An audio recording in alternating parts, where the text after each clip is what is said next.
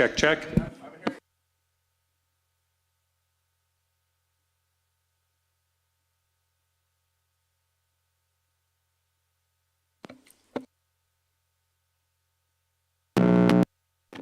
Okay. We can, yeah, it was a very auspicious start. So I am going to use our brand new gavel to gavel us in. Thank you to Julie for our lovely red gavel. Apparently I abused the previous gavels and they're all broken. So, noting the hour and the presence of a quorum, I will call the Acton-Boxborough Regional School Committee to order. Members of the public who wish to watch the meeting online may do so using ActonTV's YouTube channel, and that link is found at the top of our agenda. As always, this meeting is being recorded and will be posted on ActonTV's website at actontv.org. Big thank you to them for all of that work. Welcome back. I hope everybody had a good summer and that we're ready to get back to school next week. I don't think we are, but time marches on. All right, public participation. So per our school committee policy, BEDH, members of the public are invited to speak for up to 3 minutes. Public participation only takes place at this time during our meeting. Speakers must be recognized by the chair before speaking, and the committee does not typically respond to comments during public participation. Anybody wishing to make a public comment?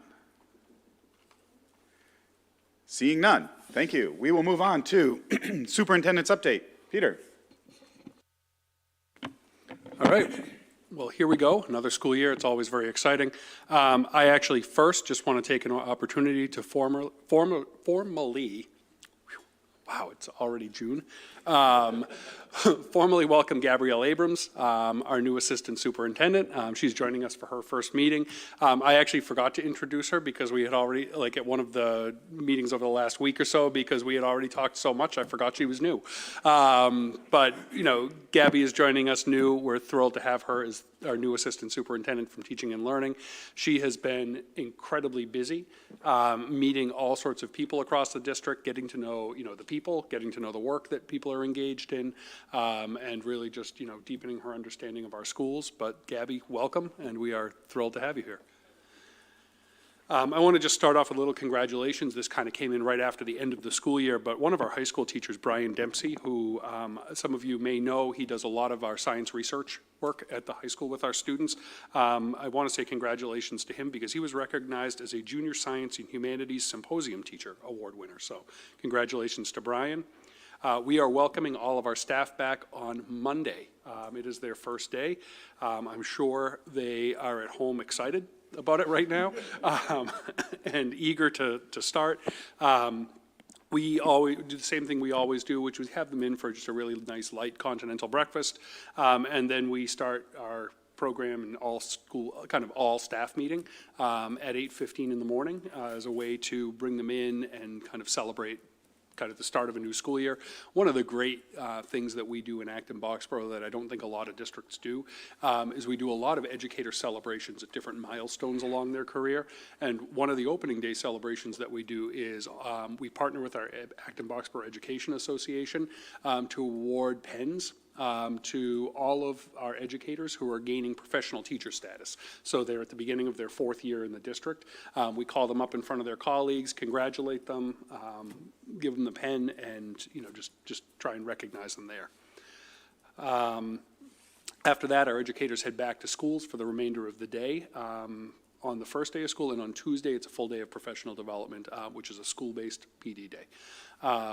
We also are going to welcome our students back this coming week. It's hard to believe that that part of summer is coming to an end too, but we have all of our K-6 students coming in on Wednesday, along with our 7th grade and 9th grade, because we do some special orientations for those grades. And then we have all of our students with us right through 12th grade starting on Thursday. So very exciting, and we are going to send obviously the school calendar to everyone just as a reminder. ESY update. ESY stands for Extended School Year. That is primarily to serve our students with disabilities. We had an incredibly successful extended school year program this year. It went from July 1st to August 8th. We have over 170 students who participated in that, with over 84 teachers, students, assistants, and related service and support staff helping them. We also had an incredible community education and extended day camp program this summer. We had almost 2,900 enrollments in summer programs this year across 273 classes and activities. That is absolutely incredible participation. I want to just thank the entire community ed program for that. Erin Betez in particular, she does incredible work and she's been doing it for years. So thank you to Erin and her team. Andrew's going to come up in a little bit to share kind of a new version of a personnel report that we want to start doing on a regular basis with you. But we have hired over 40 certified personnel in anticipation of the current year. We still do have a couple of certified positions open. It's August in schools, and that means you get one resignation that you just didn't see coming right before the start of the school year, and you have to go fill that. So we work on those kinds of things late. We also have a number of non-licensed staff positions available: assistants, crossing guards, special education assistants, ABA tutors we're really in need of. So if anyone knows people that are looking for roles, something like that, please send them our way into our website so that they can apply. Lots of facilities, things that take place over the summer. I'll actually start with Charter Road, which is a little further down in the update. Obviously, as you came in, you saw there's been a lot of activity. Some incredible new sidewalks. We did just coordinate with the town today because during the course of that Charter Road construction, on days where 111 has been blocked off, the detour actually runs through the junior high school parking lot.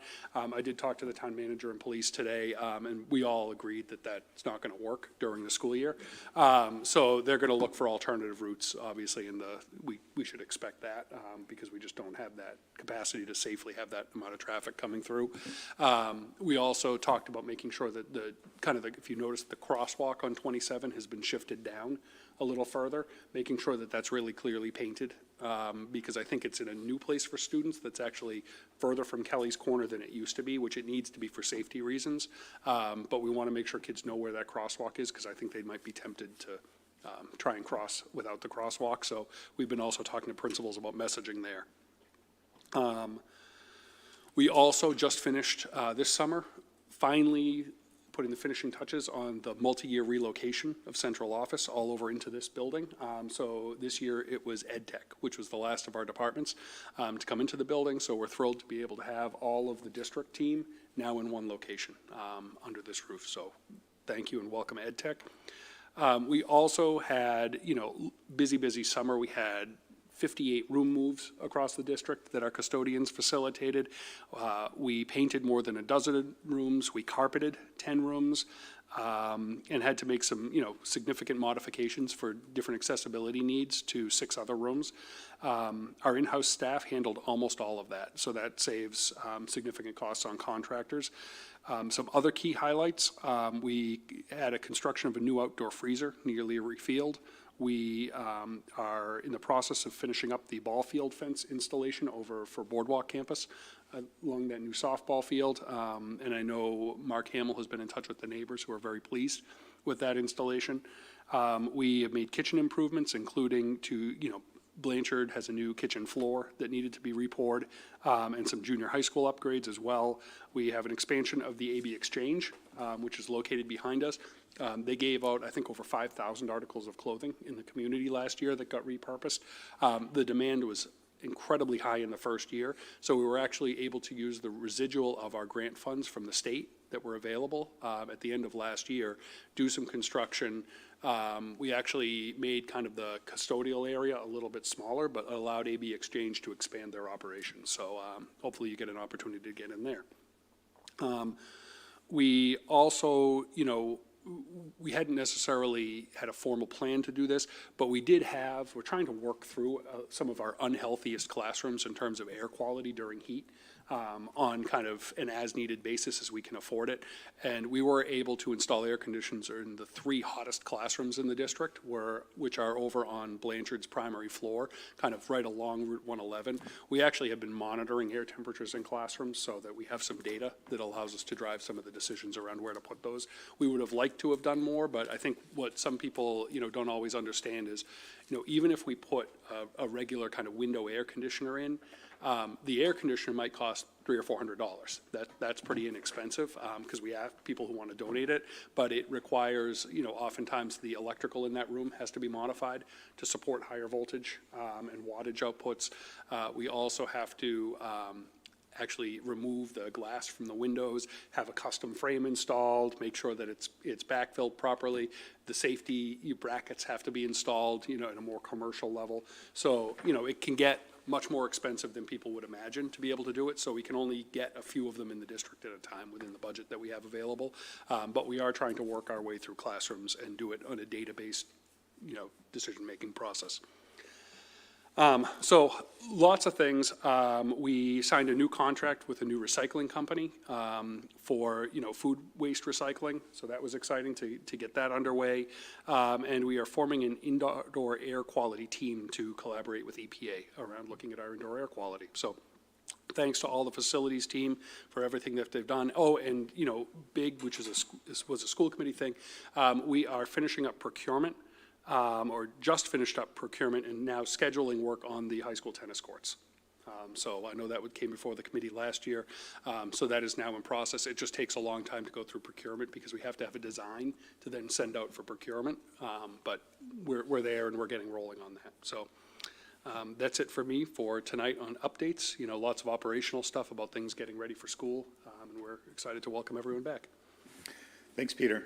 I'll just add back to the first thing that you mentioned, the opening assembly for all the staff. The school committee is invited to that on Monday morning. If you're interested in coming, please let myself and Julie know.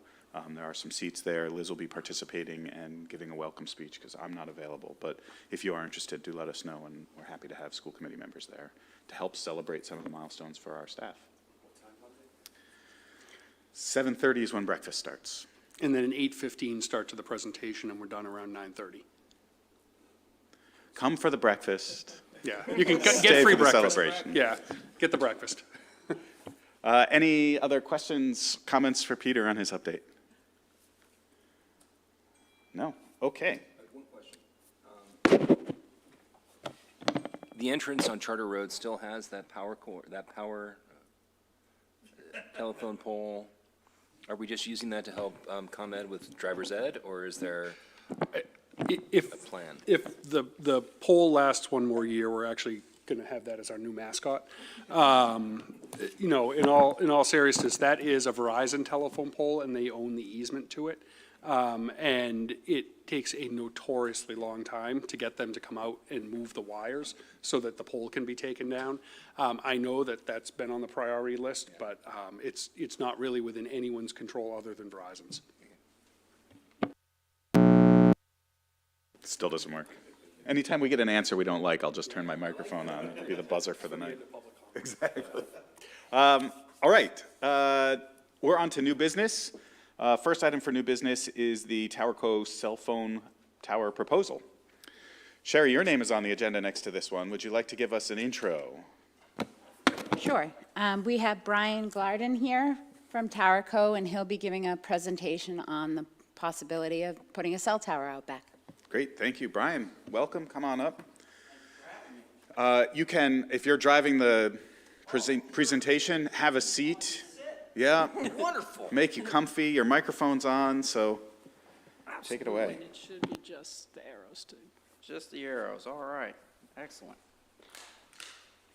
Well, thank you, everybody. I appreciate the opportunity to be here. This is my first time in Massachusetts, by the way, so I was very happy to fly into Boston. I'm a huge Red Sox fan. So, all right. I'm from Cincinnati. Yep.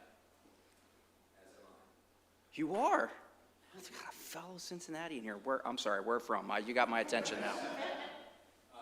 I will keep this brief. Okay, perfect.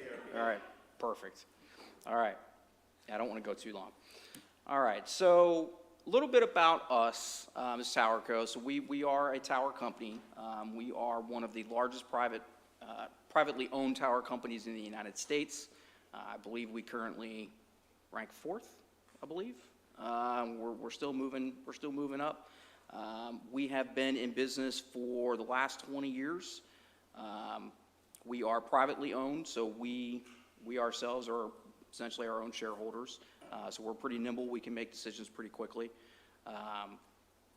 We have owned and marketed over 6,000 towers in the last 20 years, as well as a bunch of other land assets as well.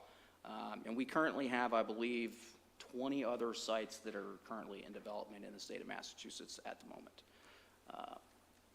So specifically about, just a little bit more about us, I guess. We are located in Cary, North Carolina. That is our headquarters. I work out of my home, fortunately, and I have for the last 12 years. I was doing it back before it was cool. So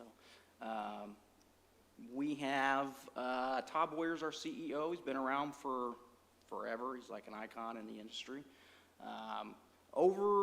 We have 64 employees, and between our 64 different employees, we have over 1,000 years of experience in the industry, which is pretty incredible when you look at other companies that are in the industry and are about our size.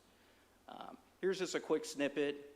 This is currently what our portfolio looks like. I won't go into this too much, but if you guys have any particular questions, I can answer anything for you on that, what the different colors are.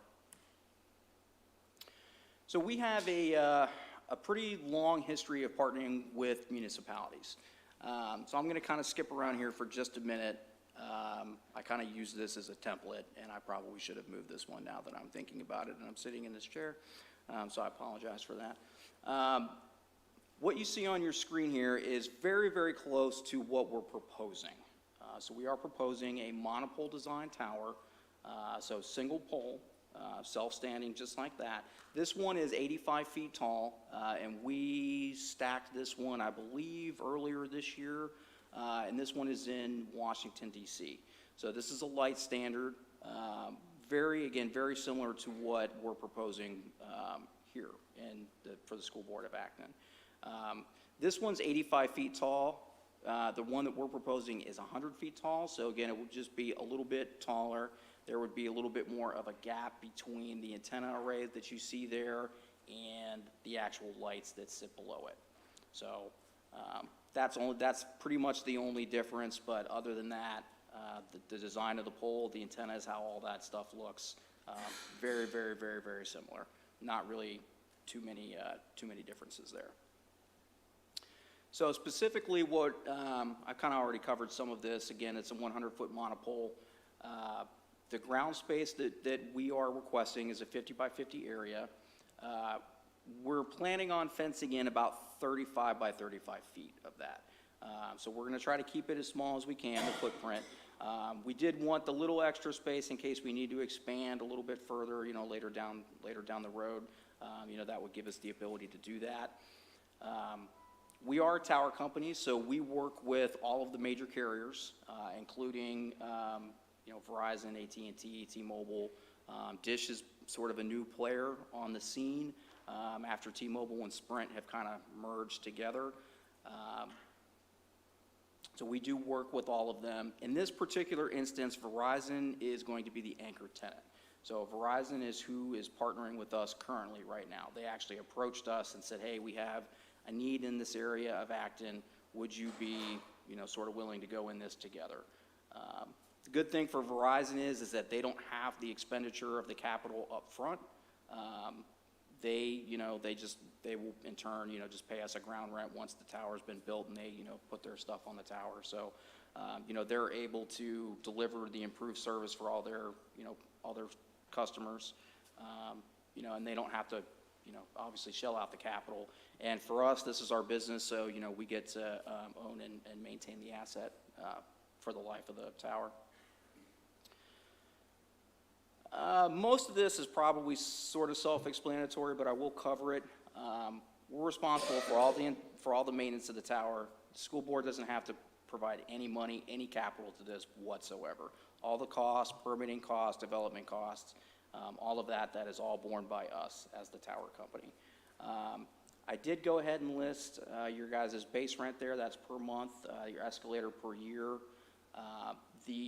and the lease term. So the lease is for a total of 20 years. The initial term is 10 years. And then after that, I think all parties sort of have the right to sort of revisit it and see if it continues to make sense for the school board. In addition, what we're also offering for the school board is what we like to call revenue share. So that means that, you know, if we do better, you guys do better. So for every additional tenant that we get on the tower, as long as it is a major carrier, so, you know, Verizon, or not, I'm sorry, not Verizon, but AT&T, T-Mobile, or Dish, your rent would increase by what you guys see there on the screen. And then if it is a non-major wireless carrier, so if it is like US Cellular is more regional, you guys may see that up here. If it's some other kind of, you know, wireless internet service provider, something like that, you know, those amounts are a little bit different simply because the rents that we typically would see from those just aren't as great as what you would see from a major wireless carrier. This is a copy of the site plan. So what you guys are looking at here is your ball field is right over there, and then you can kind of see down sort of where we're proposing. It's kind of small because it's obviously in the PowerPoint, but I'm more than happy to give you guys full-size copies of whatever it is if you guys want to look at it. If I may, Adam? It's going to be right there. Yeah. Behind like the metal, Pretty much behind our cars. So they would clear out this area, so it's pretty much right behind here. So the building that you're seeing is this building, where right where that arrow is kind of right where we're sitting right now. Yes, you're right. I'm like, yeah, it is. Okay, yeah. No, you're right. Yes, that's correct. there's So a that's where we're going. clear image in the packet that we have with the PDF of the contract. This image is in there, so Yes. anyone who's interested can go to page 14 of the proposal packet. Yes. It is. It's very small, and I apologize for that. I could only fit so much in the actual PowerPoint. But again, I'm more than happy to provide you guys with whatever it is that you would want to see from us. Yes. I've also just given a little bit of an introduction here into, because there's usually some questions about, you know, what's the difference between coverage and capacity. Coverage is, just to be clear, so coverage is the amount of bars that you have on your phone. Capacity is your phone's ability to process the data, right? So the data that we all know and use, so if you're on Facebook, if you're on Instagram, you're using your email, those kind of things, that, you know, phones today, they gobble up data like Cookie Monster gobbles up cookies. So those are the two. So capacity, you'll have bars on your phone if you have coverage. But if your phone's running slow and you're like, well, my phone's running slow, but I've got bars on my phone, I wonder why that is. That's a capacity throughput issue. Your phone's just only, the frequencies are only able to transmit and receive a certain amount of data, you know, per second. This is just another sort of generic slide that I put in here because there's some general questions that I typically receive. Basically, to summarize this, we all know that the wireless industry is growing. Everything is moving more towards wireless rather than away from it. Nowadays, people don't have landlines in their phone or landlines in their homes anymore. They're, you know, just using cellular devices as their, you know, their personal way to communicate with the outside world. This just kind of covers all of that.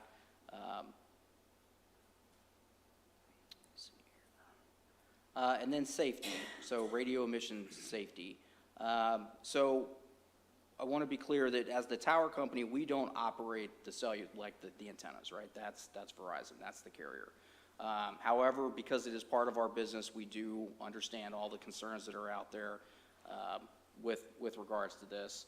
I can tell you that I've been in the industry for about 12 years, and Verizon, as well as every other carrier that I've ever interacted with, operates very, very, very, very far below what the FCC actually limits the carriers to. I think they're probably like 10 or 20% of actually what they could go up to.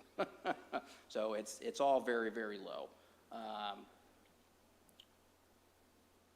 I could probably go on for about 30 minutes about this, but but I don't want to do that. So if you guys have any questions at all, feel free to ask me, and then I can address those. Thanks, Brian. Yeah, you haven't been to our meetings before, but I like to keep the meetings moving, so Yep, no we are going to problem. go around with questions. Vikram, I think you had your hand up first. Go ahead. So I should preface it by saying I'm a senior network and systems administrator, and I oversee sort of some global networks to some degree. But anyway, so I'm familiar with sort of the bandwidth and throughput and so on and so forth. What can we expect in terms of the number of people who can connect, and how far of a radius out will people be able to connect to this? That's hard to say. That's based on Verizon, you're saying? That's based on Verizon. But I mean, in your experience, based on what Verizon typically does, what might we Oh, expect? so you're probably going to get pretty good coverage probably out to about a mile radius. Okay. Of course, it depends too, because there's a difference between in-building and out-building. Right. Right? You know, in-buildings such as this is more of a commercial style building where it's steel infrastructure. Right. The signal, it has to have the oomph to penetrate the building. Right. So for the buildings that are immediately around here, it's going to be great. Right, for It's the gonna be basements and all that It's going stuff, to be so really, that's really good. Basements, probably not so much because it has to go through a lot of different layers to get Right, there. You know, it's even now, like in the summertime, even the leaves, when you start to get out further and further, the foliage can actually have an impact on how Right. the signal propagates. It'll tend to propagate a little bit better in the wintertime because there's not so much foliage. So it all gets very sort of technical and everything else, but to try to sort of boil it down, this is more of a capacity infill site rather than a coverage site. Right, right. So if you guys will notice. That's going to be you the guys- next question, is how many people do you think that can, successfully connect to this? Oh, it's without- going to be a lot, yeah. It I would mean, be a in the lot. I thousands, can't- or- yeah, All right, I can't give Vikram, you an one actual- question at Yeah, a yeah. time, No, I mean, please. it's all sort of the larger picture. I know, here. but we want to keep this moving, I and understand this that. isn't sort But of in this is the, critical data I'd like to know. I don't think it's within the responsibility of us to approve the contract. No, of course not, but I'd dealing like to with have the coverage. understanding, right? Anybody else have questions? Lakshmi? You have one? Me? Oh.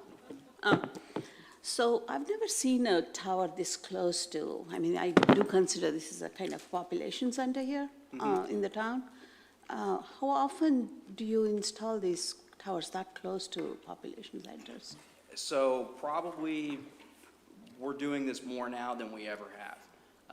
And simply because the infrastructure needs to be where the service is needed at. Even though the signal propagates fairly well, it's not unlimited, right? So we still have to be within a certain geographic area of where, essentially where the coverage is needed. So right here, you guys have the schools, you're surrounded by a bunch of residential, you've got, different commercial spaces over here. I know, I was just you know. asking how frequently do you do this close to? Oh, honestly, now, I see more of this than I do of in a rural area, for sure. Like every other installation? It's like probably, if I had to put like a percentage on it, I would probably say it's close to 45 or 50% of what we see now. Okay, okay, I guess I have one question, I'll stop. We'll go to Andrew and then Tori. Thank you. Thanks for coming in. I have a question and a half. Your company provides tower and power. The Yes. wireless companies provide the equipment and installation of their equipment. That's Is that correct? The wireless companies will lease from our space, because it would be a kind of joint venture of some respect, their space on that. The shared revenue that you have in the contract or you had in the presentation was a number. Is that number the amount that is shared, or is that the number that we can expect to come in, 600, 300? Is that $600 coming from Verizon to us? So that And actually- then we split it, or is $600 coming to the district? So that Based on would the be, so it would be $600 to you extra a month. To us? Yes. Okay. Yes, and that would actually come from us. So as we collect rent from whoever the next carriers are, we would then in turn pass that along to you guys. Then the final bit of this, were Verizon to X up their capacity on the tower from taking one space to 2 or 3 spaces, do they additionally provide additional rent to tower company for those additional spaces? And would that act as an additional wireless company for that revenue share? Or is it wireless is in bed with us, they can do what they want? So our agreement with them is they have what we call the one rad center, right? They have their, it's usually at like 10 feet. So they're gonna be between like 90 and 98 feet. That's their space on the tower. I have, in my 12 years of doing this, I have never seen one wireless carrier actually ask for 2 rads. On a structure like this. There's other ones that we could get into, but they don't apply to this. Thank you very much. Tori? As I understand it, the problem we're trying to solve is making sure we have communication at all times. This may be a Verizon question, but do you have any sense of, in case of emergency, is there something that prioritizes who gets to use that tower, or is it? That is a fantastic question. That's actually, that's a very fantastic question. Verizon, I'll start by this. AT&T has what's called FirstNet. I don't know if you guys have heard about that. So if not, I won't go into a diatribe about it. It's a great program.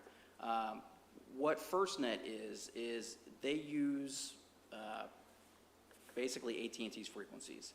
If there is an emergency, anybody that has subscribed to FirstNet, so law enforcement, anything else like that, automatically get prioritized, 100%. They go right to the front of the line. Everybody else gets stuck in the back. Verizon actually has a very similar process with theirs. So it's a little less known, but they do have that. So it is available for those that subscribe to that service to Verizon. Can I add to that? We have that service. Our administrators who have district cell phones are all on Verizon's priority service band, along with all of the first responders in the town. Yes.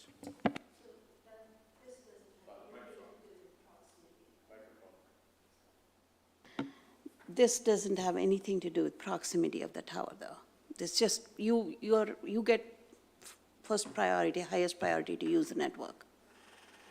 Yeah, I think that what we're seeing for the challenge is we already have the highest priority to use the network, but there's so little coverage in this area that, it's not useful to us. And so, like probably the most, egregious example of a challenge was last year when we had the microburst. We lost our phones, we lost our internet access as a district because we lost power. And so the only thing we could rely on was that cell service for communication. And so my phone was the only mechanism. We had just rolled out Parent Square. And in order to get service, I was actually, during the microburst, walking backwards and forth on Charter Road, trying to get cell service to be able to tell parents what's going on and happening. So that, we really just need to improve that because our response is just subpar without sufficient coverage here. Oh, we have to share, that's right. Microphone. Hi. That actually ties a little bit into what I wanted to ask, which was more about the maintenance schedule and rate of replacement for parts. We're going to have a contingency in town that will be upset to hear more trees are going to be cut down. And also, what sort of like weather are these towers able to withstand, given that we had the microburst, So, again, that's a fantastic question. All of our towers are designed to what we call Rev H, which is the new standard. There's been different iterations over the years, but essentially what it is I can't remember exactly what the wind speed is, but it's very high. So whatever the maximum amount of like wind speed for a storm that you guys could receive up here, this is rated for that. It's actually probably more than that, but yeah, we design everything to the highest standards of Rev H. All right, I am not going to go to second questions until everyone has an opportunity to ask first questions. And I have a couple questions. You mentioned that this tower was going to have lights. I want to confirm, are we actually putting lights on a tower in the middle of nowhere? So, yeah, that's a really good question. You can go back and look and you can respond to us later? I will definitely go back and look at that. Okay, my concern is Yeah, twofold. we wouldn't, if it's not gonna be for a ball field, then no, there wouldn't be any lights. Yeah, my concern is twofold. One, we don't really need it, and secondly, Yeah, the town of 100%. Acton has some dark sky compliant requirements, and it could be Yeah. a bit onerous, and if we were to put something on there, we'd want it to meet all of those requirements. Yeah, 100%. Yeah. the I oth- think I was looking at an earlier iteration of what we were proposing earlier on. Sure. I think that's probably where I got confused. But no, if we're back here in the back of the parking lot, no, you would not need any kind of stadium-style lights on that. Great. With regards to access to the tower, if for some reason the town of Acton Public Safety wanted to have some access to put boosters or whatever on the tower, is that something that's been done in the past? Is that available to them if they want that space? Yes, yeah, we can absolutely make that available to the town. Great. Last request I have, the presentation was great, and I would love to have a copy of that so we can share that with the public. Of course. Let's just go look through it one more time. There's a couple references to the town of Sandwich in there, and Oh, we're not on the yes. Cape. Yes, I will get those out of there, yes. Excellent. All right. So the process we have here is we have a lease in front of us. We're being asked to vote on that lease. This is the first time it's being presented. I know. I'm well aware. We have the lease. We're being asked to vote on that lease, but not tonight. We're going to bring this back to have the committee have an opportunity to think about it, public have an opportunity to provide us some feedback. I do want to keep us moving, so additional questions, do send them to me, Peter, Sheri. We'll make sure that they get over to you and that we get those answered between now and our next meeting. So with that, are we good to move on? Excellent. Thank you very much for coming, Brian. All right, next item on the agenda is our superintendent goals, first read for 2025. A couple items in your packet that were already shared around this. This will be a brief overview of both the district and superintendent goals. As usual, Peter will give us a presentation, talk about what he's working on. We'll have some opportunities to give him feedback, and we'll be voting on these goals at our next meeting. Peter. All right, hello again. So the full document of the district's improvement plan for this year is in your packet as our kind of an abbreviated version with the superintendent's goals for the year.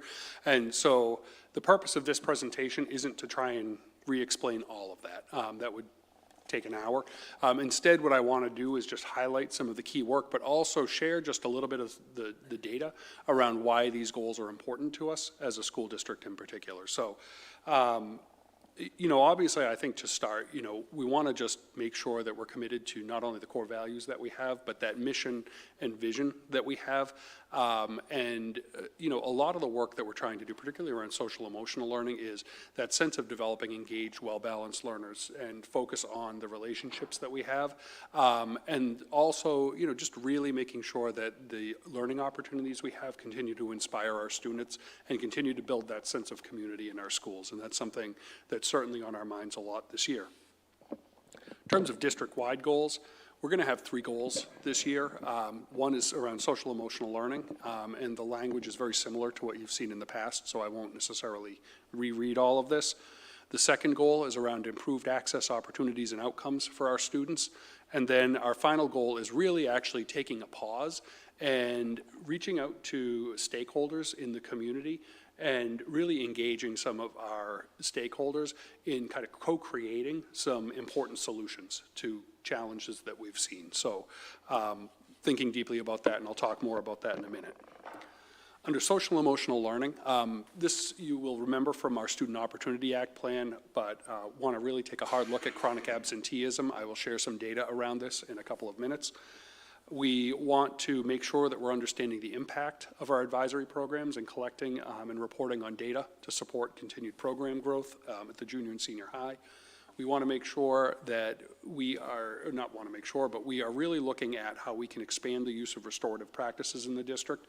We've had some staff members trained in restorative practices for a while, but what we're trying to do now is systematize the implementation of restorative practices, and that is really the process of repairing harm that's done when someone might commit an offense that does damage to someone. You know, I think a lot of times in a traditional school discipline system, our focus is on the person who committed the offense and what needs to happen to that person who committed the offense. And in a restorative system, the focus is actually on the person impacted by the offense and on the person who committed the offense, and what has to happen between those two individuals in order to repair the relationship. And the idea is that when you repair relationships, you restore that balance to what needs to happen, and you have less kind of repeat behaviors of that nature. So we really want to start thinking deeply about that. We are continuing to provide professional learning for our K-6 educators around the CASTLE framework for social emotional learning. We are implementing for the first time a district-wide pre-K through 12 social emotional learning curriculum with bullying prevention. This is an evidence-based curriculum that has been proven to have positive impacts. And then we are also implementing a screening tool across all our K-6 schools to really be able to take a data-based and data-informed approach to how we can provide support in the most efficient and effective way to students who might need additional support. So this is, I wanted to just pull some kind of key performance indicators together. We haven't really done this a lot in the past, but I wanted to try and hang our hat on some key data that could tell a story of why things are important, and also set a benchmark for how we might monitor progress in what we're doing. But prior to the pandemic, our students averaged about 6.1 days absent per student over the course of a school year. After the pandemic, we're at 9.7, and that's 2023 data because the 2024 data hasn't been published by DESE yet. But that is almost a 60% increase in the number of days students are absent in a school year. And you're going to see this actually play out when I start to put up some performance data as well in a few minutes. For students who are absent 10 or more days in a school year, and think about 10 days, that's a significant amount of time, we have a 95% increase in the number of students who are absent 10 or more days, and we're at almost 40% of our students miss 10 days or more in a school year. That's a significant number. And when we look at 18 days or more, which is considered 10% of the school year, or chronically absent, about 11% of our students are considered chronically absent, which is a 160% increase from pre-pandemic levels. So really, some stark data that points to why this needs to be an urgent issue for the school district to really think deeply about. I want to be clear, though, that, we can't necessarily solve this. Actually, I'm going to pause that for a second. We can't solve this alone. This is not something schools can fix because it's a shared ownership with students, families, and our educators and leaders in schools. And so I think the approach we want to take is really making sure we're engaging with our families to find out root causes of student attendance, and then working on solutions that are responsive to the needs of our families. One of the commitments I'm trying to make this year is that when we look at data, we're going to do it in a disaggregated format, so we see how different individuals and different groups in the district are impacted. So I just want to share a little bit of disaggregated data. This will play out over time, but right now you're just looking at kind of our aggregate chronically absent rate. So this would be 18 or more absences, and then you can see how some of our subgroups relate to that.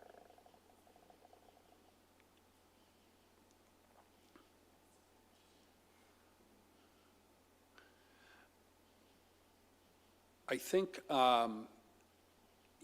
you're seeing a little bit of course correction for some of the groups between 22 and 23, and the aggregate did that.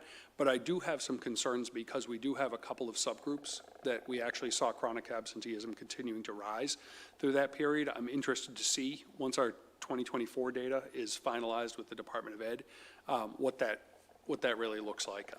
But I think, regardless, I don't think it was remarkably better. So I think we have a good amount of work to do on this as a school district.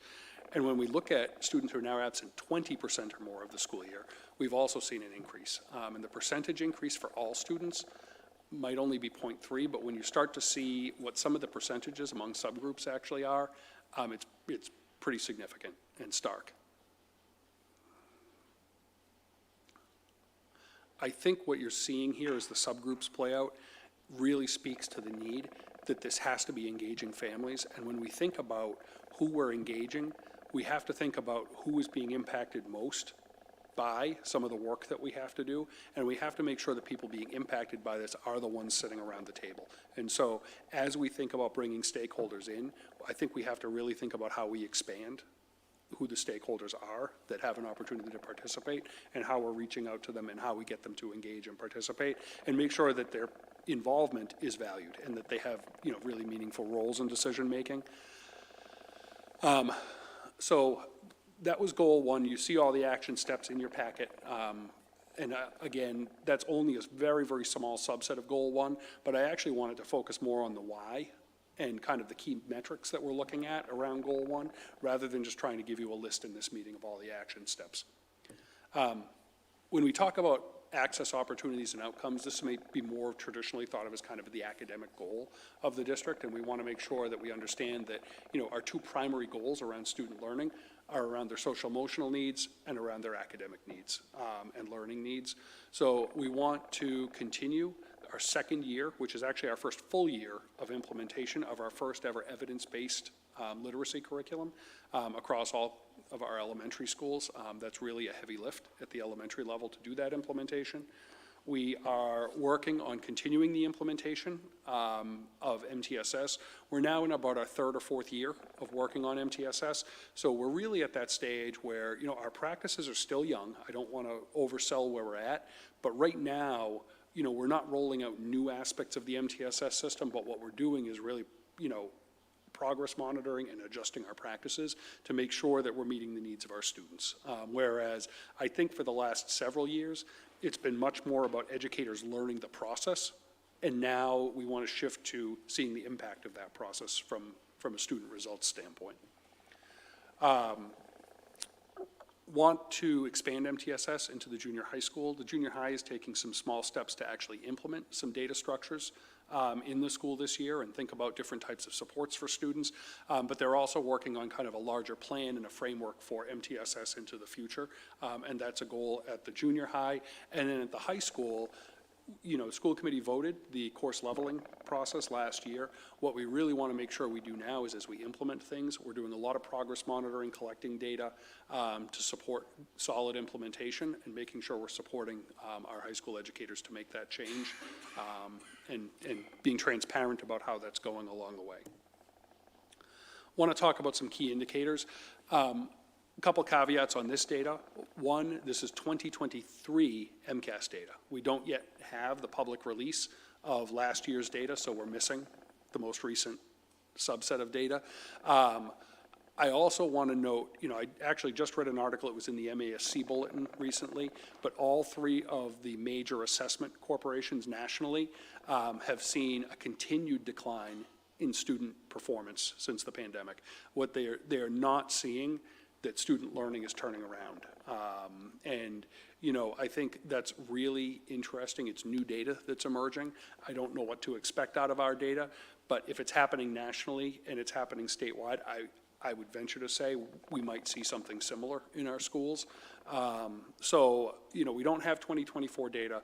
And I also want to note, you know, when we set this goal, you know, Deb and I tried something new when we originally set the goal, and we wanted to actually point to two areas that in the educational literature were kind of gatekeeper moments for students.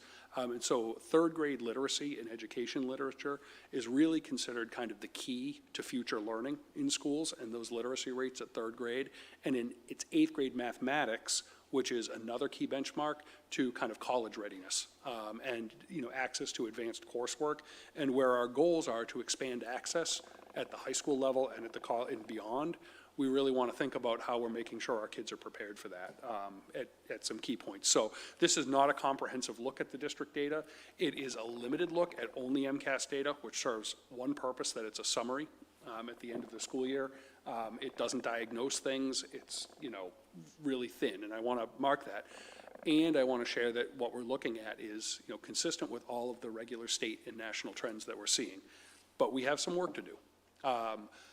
You know, in 2023, our third grade MCAS proficiency rate, which is meeting expectations or exceeding expectations, was 65% across the district. That's actually 14 points lower than pre-pandemic levels.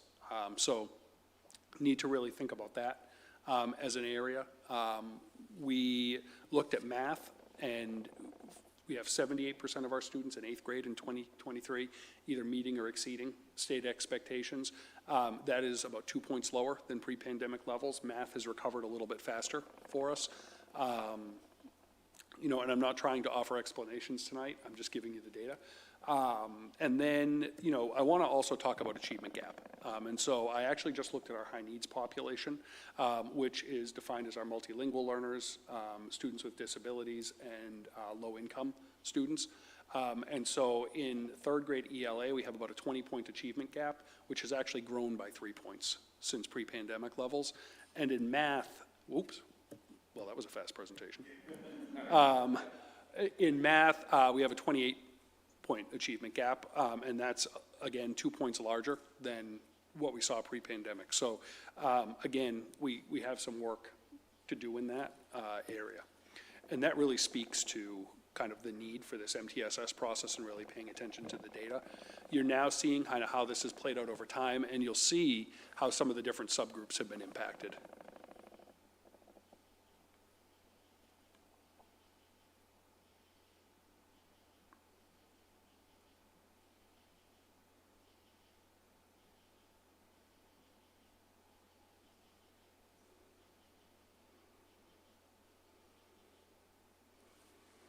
Right? And when we look at 8th grade mathematics,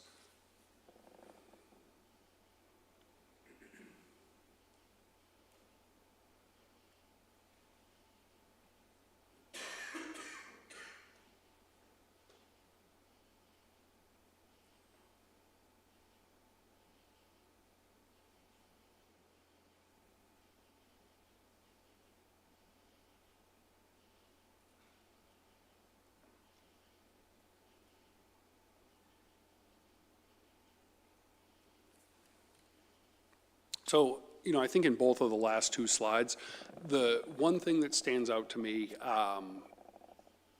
is a concern around what we're doing to serve our Latinx students, and that is our fastest growing population of students in the district.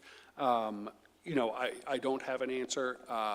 You know, one of the things we want to look at, I think, as a district, I think we've seen a real sharp rise in the number of students coming in at kind of WIDA levels 1 and 2, so are really beginning English language acquisition. And so, you know, our kind of an early hypothesis is that we think like the English language proficiency might be impacting some of this data, which isn't necessarily an excuse, but it actually might point us in a direction of why we need to think more deeply about our English language programming and what we're doing to help prepare students in a better way. But want to think a lot about that, but the other piece of this is some of what you saw in the performance data actually coincides with where we're seeing high levels of chronic absenteeism as well. And so, you know, this idea of doing all of the social emotional work with students and looking at social emotional learning, doing the work around behavioral health, reducing chronic absenteeism is actually in support of student learning. It doesn't just stand on its own for the sake of being. So these idea that social emotional learning isn't academic is kind of a false statement. Social emotional learning is the academic work of the district, as is literacy and math and everything else. So the last goal we have is really forward-looking, and that is kind of 3-pronged. One, and throughout this, it's really about engaging the community. One, we want to develop a vision of a graduate. This is actually a requirement of the New England Association of Schools and Colleges for accreditation at the high school level.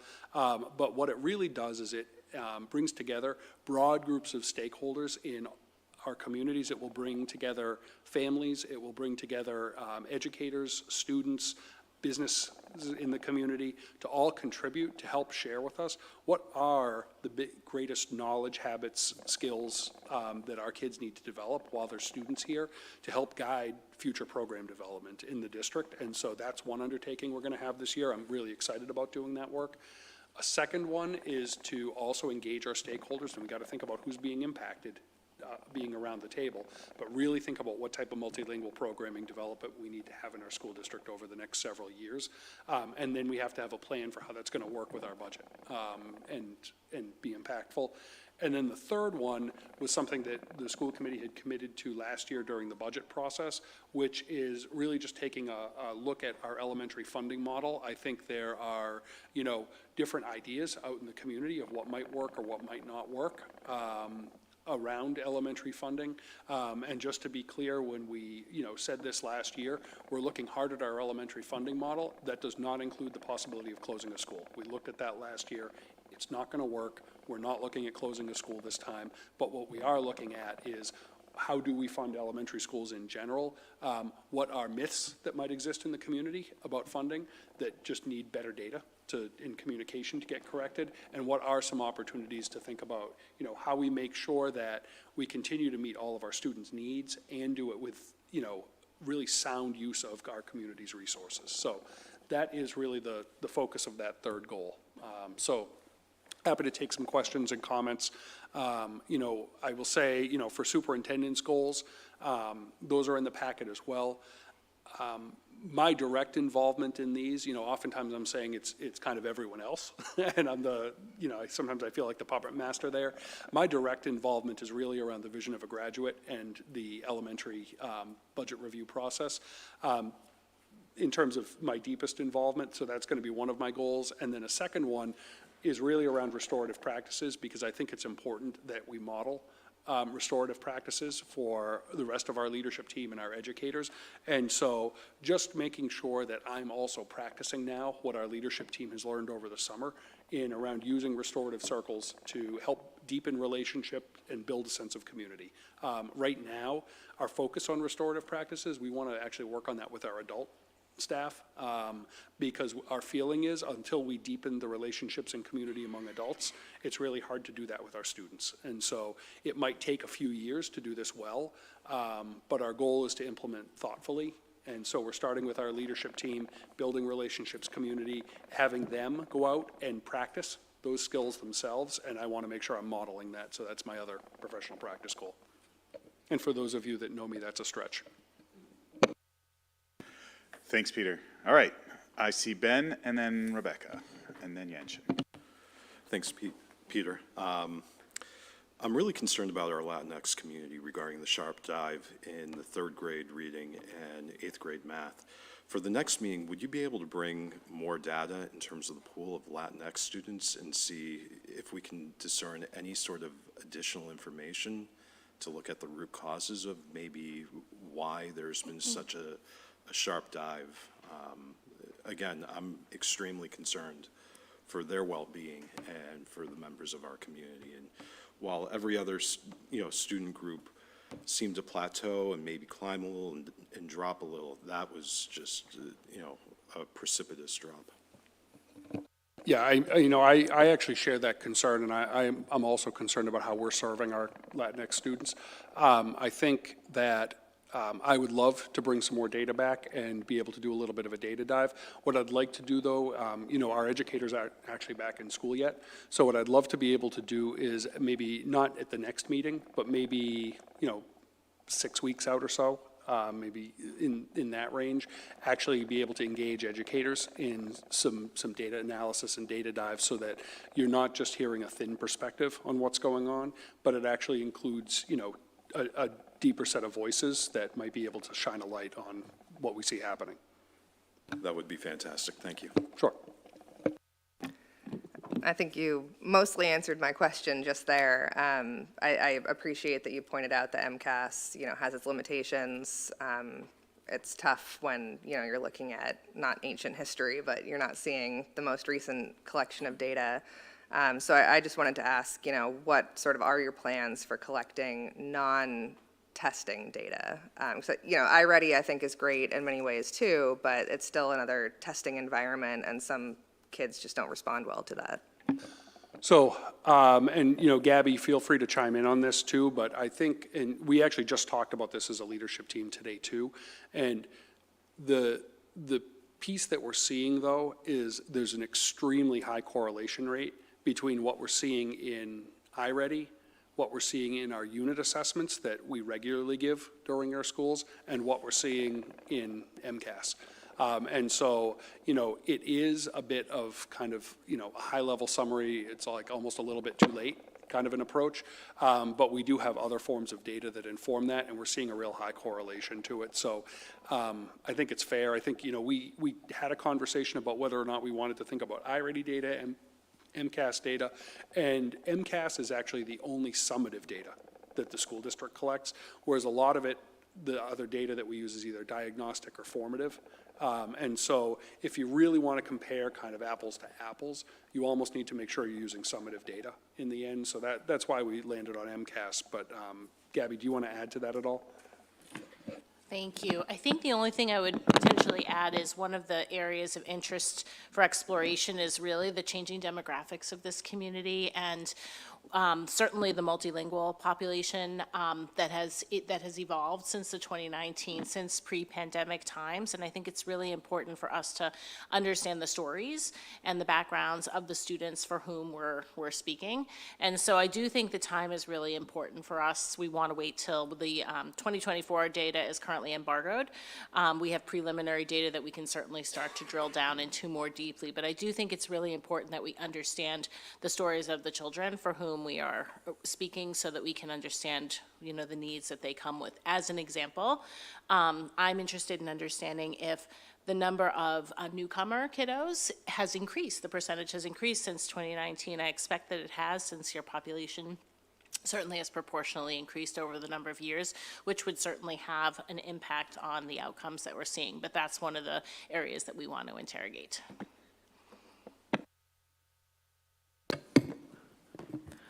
Thank you. I just would like to make a comment on the goal number 3. Every time we talk about engagement, the other side of engagement is actually accessibility. So, and I know it's very difficult to juggle because the staff are here from 7 to 4:35. And the parents come in, they always want to choose the later time of the day. It is hard to balance that, but I do wish to, thank you, the committee and the central office leadership team to think more about how do we engage people and how do we at least try to include more voices. Other questions? Vikram, and then Lakshmi, and then Andrew. I'm just curious, do we have any idea, when can we expect the new data, MCAS data for 2024? Is that sooner or later? Gabby, do you happen to know when we expect the 2024 data to become unembargoed? So typically, right, it's the end of September to early October, because that information comes with the accountability information as well, and that we don't have access to in its form that we'll see it typically the end of September, early October. So it might actually, just thinking about timeline, it might make the most sense to allow us to get that data and be able to use that and do some data dive with our staff and then return. So I can talk with Adam about what a timeline might look like. Yeah, I'm going to come to you in just a second, but since we're talking about the data, a couple people have talked about that. We have on our agenda, December 5th was the review of this goal, that specific goal, and I kind of want to get a sense from the committee, because you're interested in this. Is that an okay timeline? So that's about 2 months after the district gets the data available to them. It gets them the opportunity to sort of take a look at it and prepare a more complete presentation. I know you're all interested in it, so I just, like, if we come back in December, early December, is that okay? Ben, Becca, you guys were curious about that information.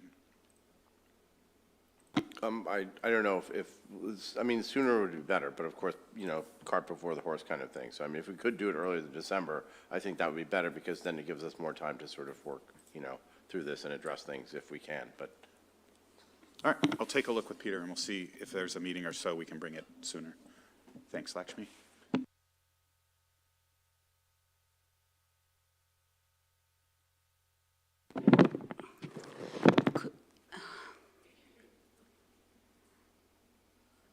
What's the graph? Was it goal number 1 then? Was it a graph? Where you charted against the different groups? For absenteeism or for? I think it was after the absenteeism. So labor literacy? Yeah, literacy probably. Actually, before. Yeah, There we go, yeah. it's the graph. This graph? It's one before, I think. The previous one was just the Okay, kind of overview. okay, could we go back to that, go to that? This one? I thought, no, the graph. This. Yeah, so, And this is English language arts, and then we have Yeah. mathematics as well. yeah, no, not these. I think it's probably in your goal one then. Yeah, that one, yep, that one. So could we go to the next one? What is purple actually? Yeah, So this one. Yeah, so purple, it's frustrating, but the program only lists so many, and so you can actually see there's supposed to be a second page. Purple is our white subgroup. So what concerned me there is the pattern where all groups that went are above the average, right? The Yep. first year seemed to have less gradient than the others, than the next following year. So if you look at the difference between 2022 to 2023, right, the first line, it has less slope than the next one.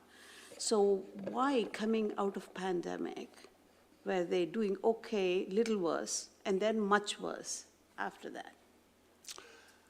I mean, and. That's a great question. Yeah. It And- is, yeah. Yeah, and then the second question is, we always consider, we have tools, we evaluate the tools with the students with the tools. So we assume students are there in isolation, and you said we'll go back to the families. But are we missing any other data in the environment? The students just don't do in isolation, right? They have the families, they have the environment at school too. Did any of those change? Are we collecting data on that? I'm not sure I fully understood that. Can you just, Maybe the teachers have changed, maybe there are more substitutes, maybe they don't have a very solid, Yeah. supportive environment at school. so one of our goals, one of the things we're doing around kind of chronic absenteeism is we're actually going to form a steering committee Okay. that includes a variety of stakeholders. But part of what that steering committee is going to do is it's kind of twofold. One is go out and look for best practices around reducing chronic absenteeism, but the other is actually go out again to students, families, staff, and really try and burrow down and get more data around what's going on that might be driving this, because we have to much more deeply understand it. I will say, I was actually, as I shared this data with leadership team today, the high school principal actually said, that the high school data is worse than this. And I think significantly so. So we really have to think about like some student voice as we go through, and I think that's what, I hear you're asking. Yeah, thank you. Yeah, we will get there. It's just, in order to get everyone who needs to involved in this process, it's just a slower process. Like, I think if we were, in the computer industry, we would probably think about, what do they call them? It's the iterative process in the agile process.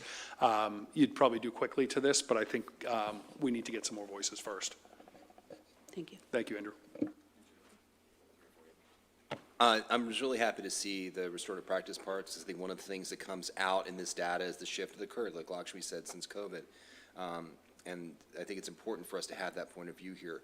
When an issue arises, it's not just the one person, the other 24 kids in the classroom are also going through something, and someone who needs help. So I'm interested to see, as you continue to move forward with all of this, how the plan evolves to help more than just the one child who has the issue, but the children who are around them and how it's affecting them. So thank you for putting that in here. I think it's really great.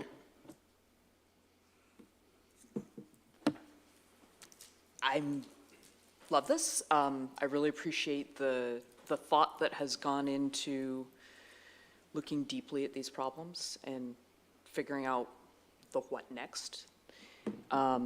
Everything I see here looks really great. I'm still going to challenge you on all the measurements.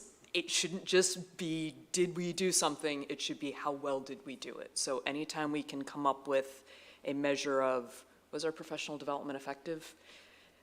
That's what I'm really hoping to see at the end of the year. But all of this is awesome. Great work. Thanks. Anyone else? I think, Peter, anytime we can put some pictures to the numbers, it always gets a response. You know, I've been here long enough that every time we actually see graphs, we actually see some of the data represented in new ways. You capture not just the sort of the mind of the committee, but I think the public as well can see where some of these challenges are. So I applaud you for that. I think that's maybe something we want to continue as we look at how we're presenting the progress on these goals during the year. Let's visualize the data, because the data on its own is hard for us to see, but this is a great way to see that. So as a reminder, these goals will be voted at our next meeting. Any other feedback, any other requests, take a look at the information one more time, send that over to Peter, and then this will be on our agenda for our next meeting. Thank you, Peter. We're going to move on to the Elementary Budget Task Force, charge, committee composition, and schedule. Peter, do you want to stay here and go through that, or do you want to come back onto this side? I think I can probably just stay here. All right. So we are actually seeking your vote tonight to establish an elementary, essentially a budget task force. And so I want to just go through the charge and composition of what we're trying to do with you. So obviously, last year, we went through this budget process. It was incredibly challenging. And I think, you know, one of the things we want to make sure that we're doing is thinking about, you know, when you have a divisive issue, like an override and a budget process, how do you continue to rebuild trust within your community that we're doing everything we want? And I know that was on your minds at the top of last year, thinking about what we did moving forward. And so we, you know, worked with an outside consultant, and we're going to use New Solutions K-12. They have a lot of experience nationally looking at school budgets. They're very good at it. They're detail-oriented. They know how to engage communities. And we have two primary charges of this group that we're proposing. One is to review, endorse, and validate information gathered by the consultant, which is provided by the district. So we want to make sure there's a community lens to that and a validation process. And then two is to recommend to the school committee of whatever options come out of this, vet those options and recommend 2 to 3 priority options back to the school committee as budget strategies that can be used to balance the needs of our students, staff, and the taxpayers. And I think, you know, what we recognize is that all of our stakeholder groups have different needs. And, you know, one of the most challenging roles that we have is to make sure that we balance all of them. So those are the two charges. What we're essentially proposing is kind of a 3-prong composition of the committee. And this is a little bit different thinking. It's actually based out of a presentation I saw at a conference and a book I've read called The Open System. And one of the premises of the book is that we're in a period of declining trust in public institutions, and that applies to school districts. It's the result of not only the pandemic, but then the politicization that we're seeing around education that's going on right now, and then local issues that can play out that impact that as well. And the theory of this book is really that trust in an organization, and in our case, trust in our district, is directly proportional to the degree to which members of the community or whatever stakeholder group perceive us as either being open or closed. And open means open to their influence, or closed being we're a closed-off institution and it can't be influenced easily. So I'm using some of the design principles out of this book in some of the work that we do this year, and thinking about how we rebuild that sense of trust in the community. But really thinking about 3 different stakeholder groups. One is essential stakeholders, and those are groups that you identify, and I'm giving you some proposed ideas that I've talked through with Adam and some of our committee members that are going to be directly involved in this work. But some essential stakeholders that we think need to be around the table. For example, 3 school committee members need to be there. We believe that some finance committee members are going to need to be there, and I'll go through the list in a minute.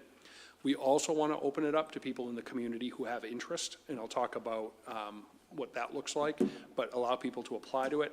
And then what we also want to do is make sure that we bring a representative group to the table who can insert some new ideas. And so what we're going to do in the selection process is, you know, in some different groups in the community, we're actually going to go through a random selection process, and I'm going to use our ed tech department to help with that, where we randomly select individuals and invite them to participate in the process. so that we can bring in and make sure that different members of our community recognize that we value their opinion as well, who might not necessarily feel like they have that center of power and authority. So thinking about the design of our groups is equally important to the product that the groups produce. Timeline and meetings, we want to make sure this gets done before the budget season, and proposing a pretty rapid timeline here, which is 5 meetings from course of October through December. And then the final recommendations of that subcommittee come back to you on December 19th. So I have a couple appendixes to this. I'll put them up just so the community can see it as well. And I actually think we might have had a change in membership on the school committee side since this, so I apologize. I think one of the names is wrong. Actually, I think I had you on there, and I think we switched that out late because I know you have a crazy work schedule this year. But we want 3 school committee members, and I think, Vikram, you're going to be in this instead, so I just want to recognize that change. We want 2 finance committee members. I'd like to invite a member of the CPAC board. I think that's an important group to include in this work. An ABEA executive board member. Obviously that's of high interest to them. I want to make sure there's an elementary principal in this group. And then I would like to get a community member at large. And I actually would like to reach out to someone, and this is, really your decision, but I'd actually like to reach out to someone who, has good information on the school system, but may have voted no against the override because they were skeptical, and that they can add a different lens to the group and make sure that we're really considering that wide range of opinions that are available in our community. Then we want to open it up to some people who might apply because they're interested. And so we want another administrator. It could either be a school administrator or a district administrator, but they would apply just like everyone else. 2 teachers, elementary, we're talking about because it's a study at the elementary level. A staff member that's not a teacher. I'd like 2 parents in their schools at the elementary level. Talked about a high school student. It doesn't say high school, but I think this would be a challenging process for an elementary school student. But I think a high school student might be able to lend some past perspective to this. And then 2 community members at large who might apply. And then in terms of potential stakeholders, this is where we want to identify some people. So I want to pull, 3 elementary teachers' names. I want to try and make it random and get people involved. Couple more staff members, some more parents, and another high school student. But that idea of combining interest-based selection with random selection to make sure that we're thinking about how we're building a group. So overall timeline, we want to send this out as soon as you approve it and start soliciting membership. And I would like to be able to come back to you on September 19th for a vote on the actual names of members of the task force so that we can get started. And then the first meeting would be October 8th. You can see subsequent meetings along with presentation of final results. New Solutions K-12 has already been working on our schools and districts. They're conducting focus groups with administration. We're already planning our staff focus groups as well as some of our community-facing focus groups. We have given them much budget data, enrollment data, staffing data. So they're in the process of crunching numbers, but now it's about, soliciting the feedback because what they want to do is make sure that we can keep this task force moving. So they want to do some baseline preparation first, and they're deeply engaged in that work. So we are hoping for you to approve this process tonight and seeking your vote. Thanks, Peter. Questions, comments, discussion? Lakshmi.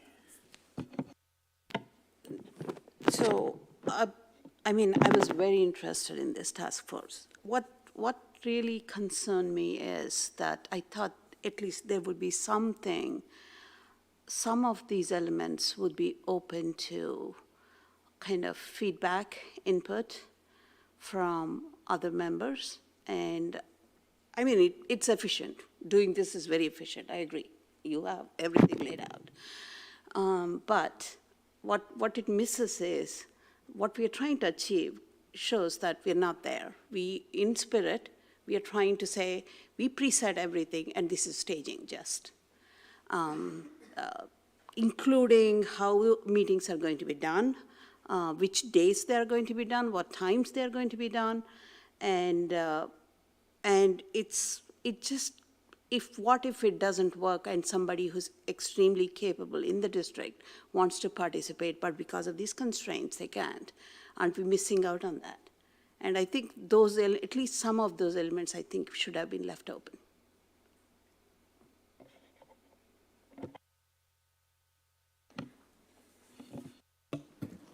Just to piggyback on that, I know some of us here at this table have younger children. Some of us work evenings and weekends. I see this, on the membership that you were trying to solicit or the feedback from staff, parents. Since this is elementary budget task force, I'm gonna think that possibility we want to engage people with younger children. Now, Tuesday night, 6:30 to 8, they got home. If you have kids who have sports practice, if you are working evenings, if you spend all day at work, you got home, your kid's been in daycare all day or with their nanny all day, do you choose the task force or do you choose your child? I think I understand this is really difficult to even put out such a comprehensive plan with the meeting schedule. But can we think about possibility offer a virtual option? I know it's a nightmare, have 27 people on a Zoom meeting, I've been there. But please, if we want, this is the future of our community and our district. I think we at least need to make every effort. So I talked with a consultant who's done a lot of this work before. We wanted to put it out as, I think, based on his experience doing this in a lot of different places, we could do this virtually if we can also compromise potentially on the quality of the product that comes out of it.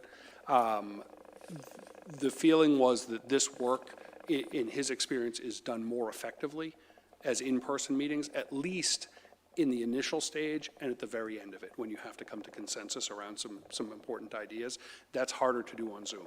And so what we wanted to do was put it out that our goal was to have in-person meetings, but we actually left open the possibility that once we form, if we might take maybe a couple of the middle meetings and make them Zoom for people, but really, wanted to make sure we preserve the integrity of the process to really target the quality of the outcome over everything. So that was a challenge. And then times, we had requests to start later, we had requests to start earlier, we had requests to, different nights. And at some point we're also, we have a meeting schedule as all of you have. We have Thursday nights can't happen. Select board meetings are Mondays. Finance committees are, Tuesdays, but usually the first and third, but sometimes they're not. And so we had to work around those. It's really challenging to schedule anything in a way. And I totally agree with you and understand the accessibility piece of that. What I can say is, in addition to just forming this steering group that's leading this in the actual task force, we also have focus groups set up now for, we are working on 2 family focus groups. We are working on actually a focus group of people who might have voted no in the override to more deeply understand their thoughts about this. We are working on focus groups for, staff members and a whole variety of different staff roles across the district. So we have that, and we're also going to be doing traditional surveys where people have an opportunity to provide input and gather ideas. School committee members are also focus groups, so you're actually going to have an opportunity individually to provide thoughts and feedback into this process. Recognizing that you are the primary stakeholder group that has to make these decisions.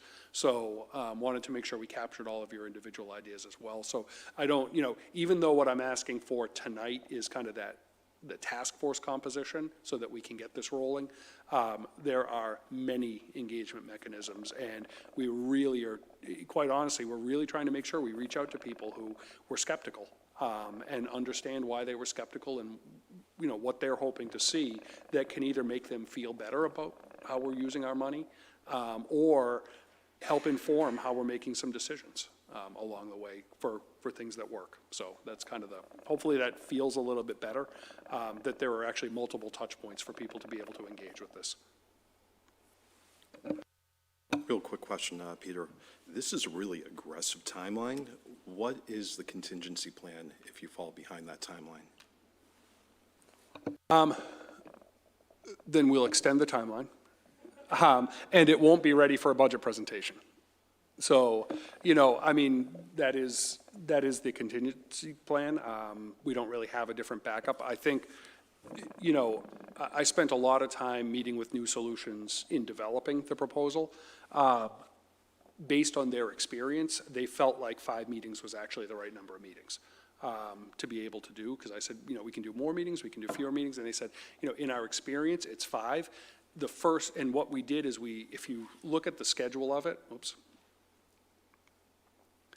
the initial meetings of the task force actually happen early, and then you're gonna kind of see a little bit of a break.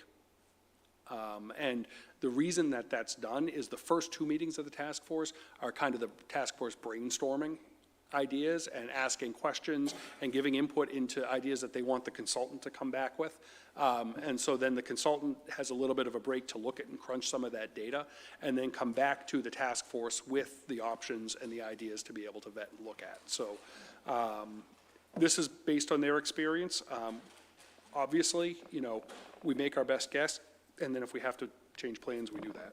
But, you know, I'd really like to have this done by December 19th so that, you know, whatever ideas come out of it that could be shorter term ideas can help inform the budget proposal that we put forward.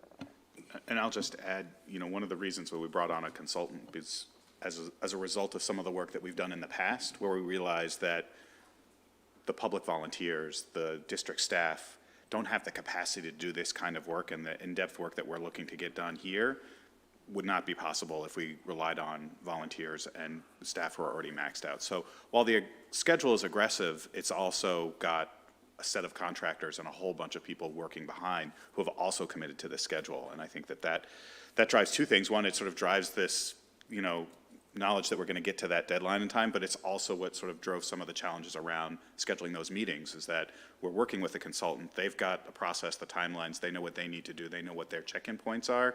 This task force is not going to be, and correct me if I'm wrong, Peter, they're not going to be doing the bulk of the work. They're going to be doing a bulk of the brainstorming at the beginning and evaluation and deliberation at the end. And there's a lot that happens in the middle where the community engagement can happen, where people can have multiple touch points at different times of day. All of those things are being serviced by New Solutions K-12 for us. Yeah, I mean, I think we found this from other processes that we've tried to run.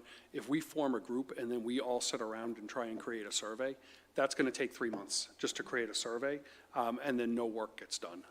And, you know, what we wanted to do was use the consultant to help provide, you know, the resources that we just don't have as a district to get some of this done. They've done this work. They know the survey questions that they need to ask to get the good data out of it. So we get to trust that process and then use, you know, what precious time and resource we have to actually be able to make the decisions around how we're using it and put, you know, our Acton-Boxborough lens on our values and our mission and our, you know, vision of what we have for education, to say, of all the ideas you can come up with, here's what we actually think is meaningful for us and feasible. So for the September 19th meeting, I assume the consultant will be here as well to present? Just like what they're going to be doing, what the process will look like? I can invite them. I think the process is also detailed out in the contract that we voted to approve at our workshop. So I think that's already part of the public record, so you can look back at the contract that we signed with New Solutions. I think they detailed out a pretty clear process and list of activities. If there's more information that you want, by all means, let us know. We either can provide it as part of the packet information for then, or we can have them come and give a brief presentation. I will say, you know, a significant part of the work New Solutions is doing as well is professional development for our leadership team on really looking hard at strategic budgeting. And I know they worked with school committee already on a kind of a high-level overview, but they're going to go deeper with us as well, so that, you know, it's really about developing our own capacity, but also using them to help kickstart that. All right, so we typically don't take members of the public comments at these meetings at this time, but I want to recognize that Christy here is representing not just the Finance Committee, but we've also been notified by the Finance Committee that she will be their representative on this task force. So Christy, I'm happy to have you come up and provide some color. You might need to turn that microphone on first. Switch up towards you. Hello. Perfect. Okay. This schedule overlaps with 4 FinCom meetings, and they're like right in a row.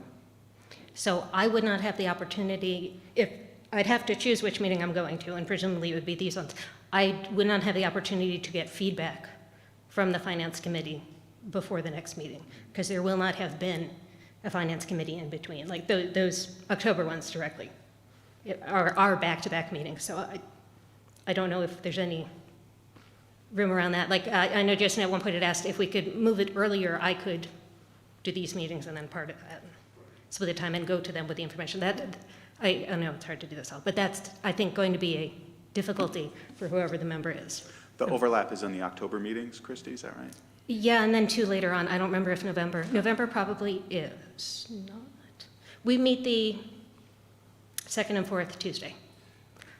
I've talked to Jason Which has about, changed from what was on the website when we looked at this, apparently.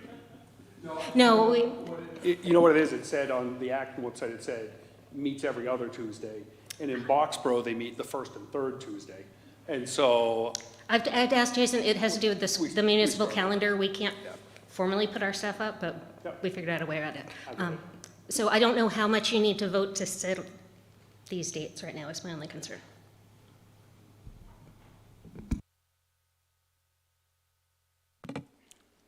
Other discussion? Do we have any flexibility with New Solutions on 1 or 2 of the dates?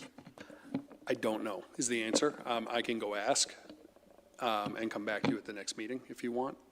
But that would be, you know, I'm happy to. I just don't know the answer to that right now.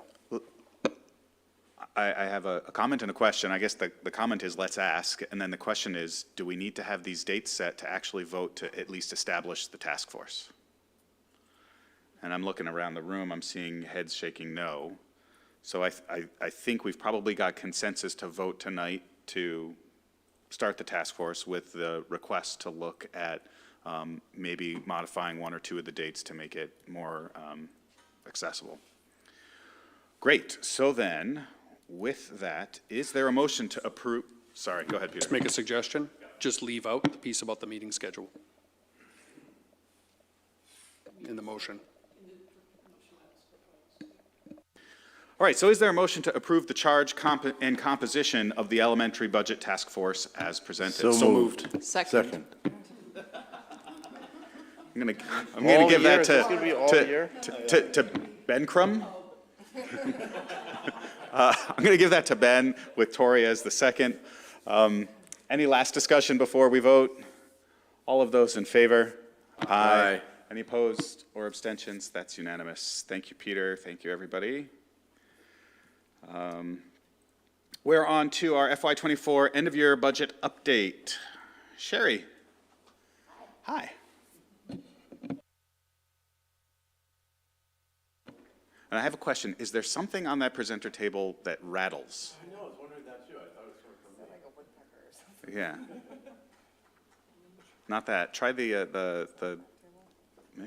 Well, your microphone isn't on right now. It's only when the microphone's on.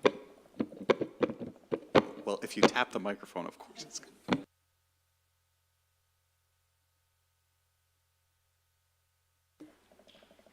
How you doing?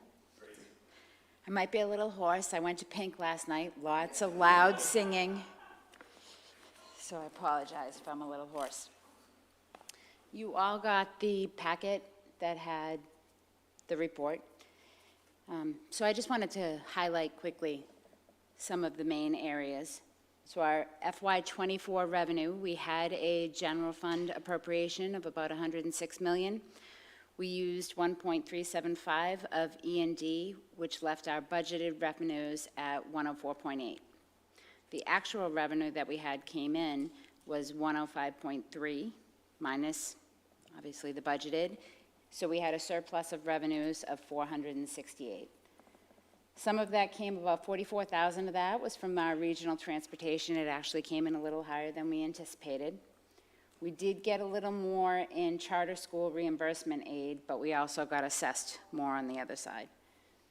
And the biggest one, obviously, was our investment income. The interest rates remained higher through FY '24, so we got about an extra 434,000. Next highlight is the expense side. Same appropriation, 106.2. Our actual expenditures were about 105.1, and then the encumbrances that we carried over into FY '25 was 725,000, so we had a net expenditure variance of 327,000. So some of the things that I can point out from the expense side, some of the overages we had, one of the biggest ones was under our financial admin code, and that was all due to health insurance. As we know, we talked about health insurance all year long. And under the personnel admin code, it was our substitute lines, but we did find another 150,000 for this FY '25 that we put in there. But overall, it was about 400,000, Andrew? I think around 400,000 over for substitutes. Under athletics, we spent a great deal of money on the transportation to and from sporting events. So we did implement some fees for FY '25. That's going to help us. And we are working with the drivers. We're completely fully staffed. We're working with the drivers. We're working with our new athletic director, Jim Scanlon, to try to have more of our drivers be able to take a lot of those athletic routes so we do not have to get outside vendors. And on the opposite side, I know from the paperwork you saw, the special education line had a positive number. We did use extra circuit breaker funding, but the personnel side of it is under the personnel lines and not under that special education, so all the staff that we had to hire is under a different line, so that's why one is positive and one is negative. That makes sense and helps. So if we want to look at where very preliminary E&D reserve balance might be, we have to start with our general fund ledger, which was 2.8 million. We add in the budget variance that's from this previous page, the 796. Then the carry forward surplus. What that is the money that we carry over that gets encumbered to go into purchase orders for the future year. We released about 178,000 of money that we carried over in '23. So let's say somebody carried over a purchase order for $100 and they only used $80. So $20 gets released. So out of all of the money that we carried over in '23, 178,000 got released. So that's going to go back right into our E&D. Then, as you guys voted about a month ago, we used almost 1.7 of E&D. And then the prepaid, the way that we have to do it, it's like a forward liability. Any conferences or anything that we had to register people for prior to June 30th that we have to pay for in July. That's what that means. So we're estimating approximately 2.1 million to be certified for July 1st, 2024. We did have our auditors here last week, so they've collected all of our data. We just don't have the final reports yet. That 2.1 million represents 1.82% of the maximum 5% that we can have for the district. This is just a different visual, kind of giving you a 5-year, what we've used for E&D to offset the budget and what's been certified. Obviously, the one for FY '24, that's the hopeful anticipated. That will, and I know that this is a little deceiving the way it is, but that 2.1 includes the 1,699 that we're using for FY '25. It just looks weird the way that it's set up. Then if we just look at our revolving balances, and I'm sorry that's small, I was trying to reduce my slides. So food services, our food services, there is a difference between the fiscal years because In FY '24, we actually allocated an additional $75,000 to go towards our general fund expenses between utilities and monitors, lunch monitors. So the difference here is really $64,000. They would have had an additional $11,000, but we did earmark more for the general fund. And one other thing I wanted to mention about food services is we have 2 new vending machines, one for the junior high, one for the high school, and they actually have reimbursable meals in them. So students will have the choice to go either into a line, wait in line, or they can go right to the machine, put in their PIN number, and they can get the same sort of meals that they can get. Or if you have athletes that go after school and want a nice healthy meal, they can do that too.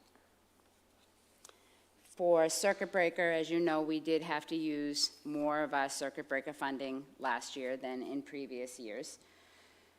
So just to remind everyone, the circuit breaker is the state special education program that's reimbursement. It started back in 2004, and it provides assistance to public school districts to offset the cost of the tuitions. The state takes the foundation budget and multiplies it by 4. So any cost for out-of-district tuition, we have to pay that first 4 times the state.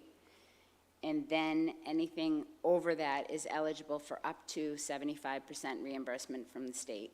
And they added transportation, I want to say maybe 3 years ago is when they started adding transportation into that too. And historically, we use it to offset the future year's tuitions. OPEB, our OPEB went down because, again, we had to use it for the health insurance. We took about $1.5 million out of OPEB last year to use for health insurance. We did put aside $716,000, I think, this year, I believe, to go into our OPEB. We have paid our first quarterly payment, and we have the other 3 quarters sitting in our budget to use. Community ed, it went up, which is great. We have more programs since COVID has kind of deteriorated, hopefully. We have more programs, and we're trying to build up our programs even more. And space sometimes is an issue, but Erin's been working great with all of the principals, finding space to have more programs. And our all-day kindergarten, we actually have a higher balance because at the end of the year, we were using for the last couple of years some ARPA funds that we do not have anymore. So we had kind of talked about it, and we did a journal entry to put some of those expenses that we had back into the general fund so we could free up more money so we wouldn't have to pull from a general fund for FY25, and we could hopefully just at least break even. And that's a very quick rundown. Thank you, Sheri. Does anyone have anything? Questions?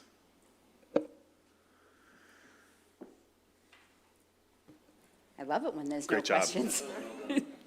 Wonderful. Okay, thank you. Want to have her stay there? Yeah, what do we have next? Health Insurance Trust update. Yes, That's why I stayed. perfect. You have the memo, and I'm pretty much going to read what I wrote, just so the public can hear it. So the Health Insurance Trust met last Thursday, and as of July 15th, we had $426,000. That was the cash on hand in the trust account. We paid the June claims and received the 2 July run-out claims from both Blue Cross and from Harvard. Our July Blue Cross run-out was $218,000, while Harvard Pilgrim was $463,000. We did receive a stop-loss reimbursement of $429,000. And after all the payments and the funding was received by both the district and the town, we should have a balance in the health insurance trust account of $939, which I did confirm this morning because the town has paid their side. So for the district's general fund, we budgeted originally the $642,000. We added in the transfer from the E&D of $1.549 million for a total budget of $2.191 million.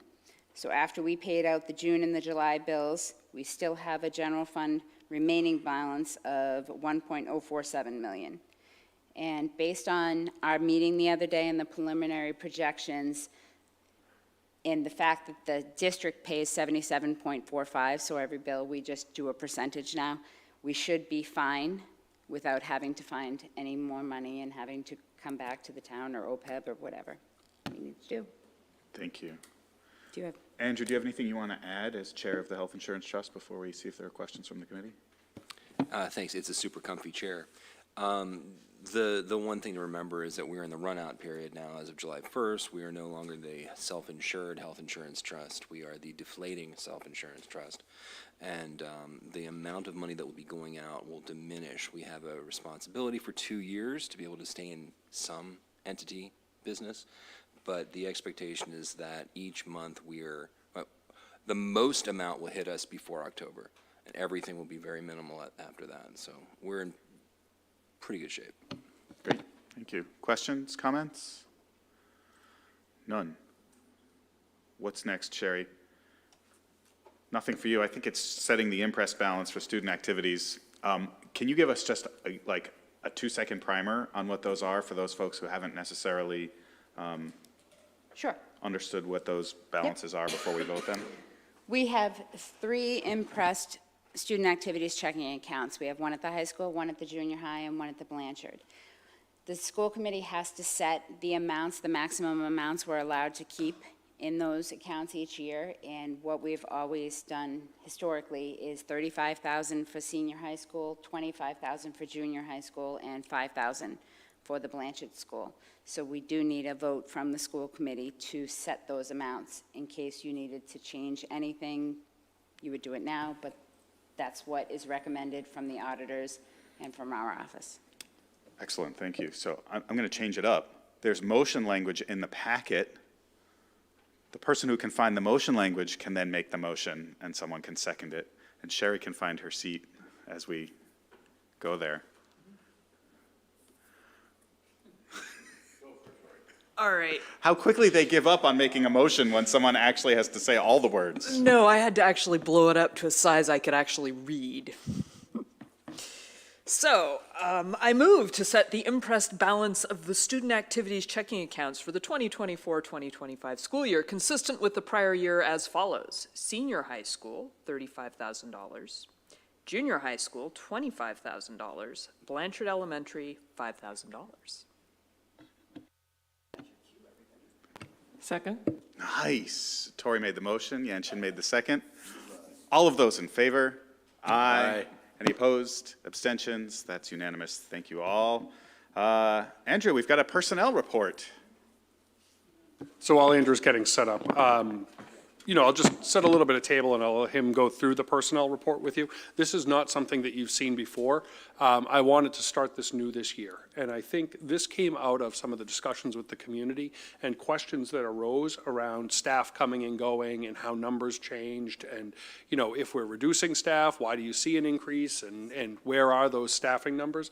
And one of my goals coming into this year was to be much more transparent about staffing levels on an ongoing basis. And so what we're going to be doing is on a monthly basis, we will include a personnel report in your budget that details a variety of things about our staffing levels so that, if people have questions later, they can always go back to a personnel report and actually see the staffing history of the district over time. Andrew, this was something new that I went to Andrew and his team with and said, hey, this would be a great idea, and then they actually had to do all the work. Thank you to, Chris Fenneman did a lot of the work on this. Andrew did a lot of work putting this together and making sure it was in a good readable format, and so I will let him walk you through what you're looking at. And it may need to get a little bigger for people, I'm not sure. Even bigger than this? If you need it bigger, there's a memo in your packet that includes all the information. There we go. Yeah, I actually don't think it gets any bigger. Okay, just to follow up on what Peter said, the goal is that on a monthly basis, at the point of the 15th of the month, because within personnel, it's always a moving target. So on the 15th of the month, these will be the numbers that were reflected in our monthly report. So it'll probably be the second school committee meeting of each month in which you'll get these reports, and hopefully it's pretty intuitive where the staffing information is based on the categories that you see on your far left. And if you're curious about what specific positions fall into those larger and then subcategories, there will always be sort of that additional appendix that lists the actual positions that we've placed within those categories. And then you'll see budgeted FTE and then current FTE. So what did we budget, and then what are we actually carrying for staffing, and then headcount, and then current headcount. So just a reminder that FTE is based on sort of a full-time equivalent. So especially when you get to hourly support staff, rarely do we have 40-hour, not rarely, but in many cases, especially with our paraprofessionals, positions are rarely 40 hours. And so the FTE of an individual classroom assistant may be 0.7 or 0.6 or 0.8. And so it's very different than the actual head count. So that's why you'll always probably have a higher number in your head count of individuals versus the actual FTE. Because, for example, your elementary classroom assistants typically are between 12 and 18 hours rather than 40. So that will just help you understand some of the math there.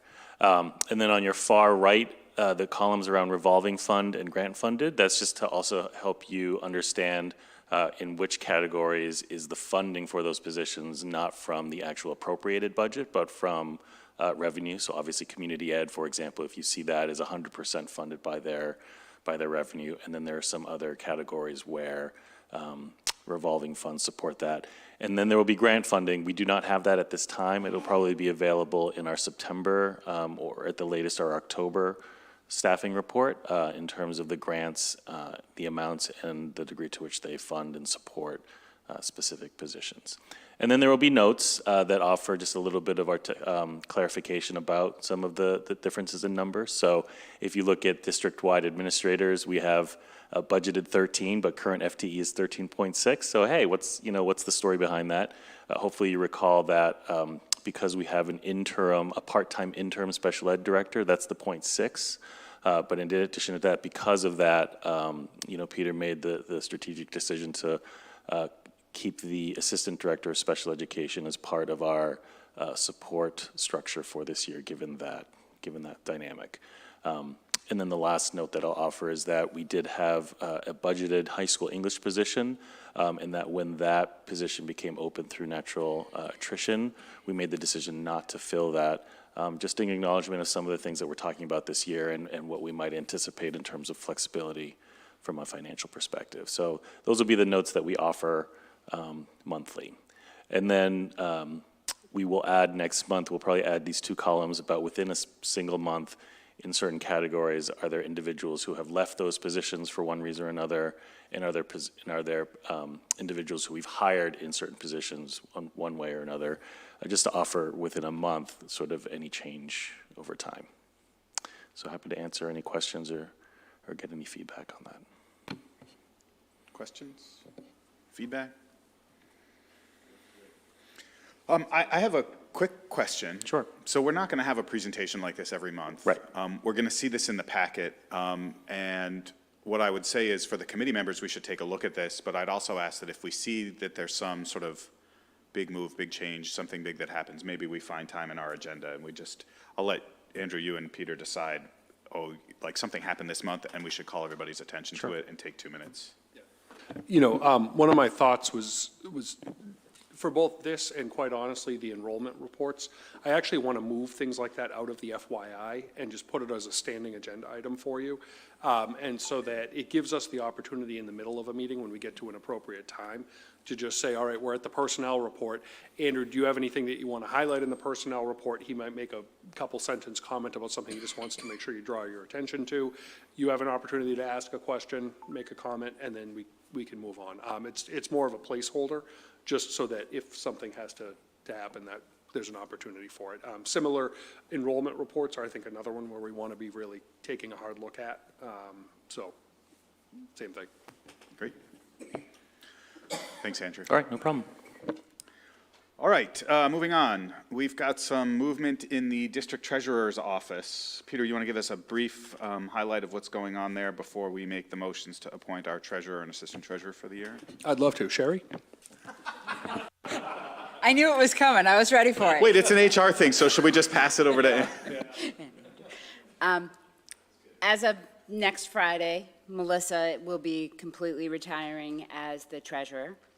She would like to stay on as a per diem assistant treasurer, but we would like to have Stephanie as our full-time treasurer. So we do need a vote from the school committee to switch the helm. Wonderful, thank you. Is there a motion to appoint Stephanie Krantz as the district treasurer effective September 1st, 2024? So moved. Seconded. That would be Vikram and then Ben. All those in favor? Aye. Any opposed or abstentions? That's unanimous, thank you. Is there a recommendation to appoint Melissa Andrew as the assistant district treasurer effective September 1st, 2024? So moved. Seconded. That would be Ben, sorry. Andrew, followed by Vikram. All those in favor? Aye. Aye. Any opposed? Any abstentions? That's also unanimous.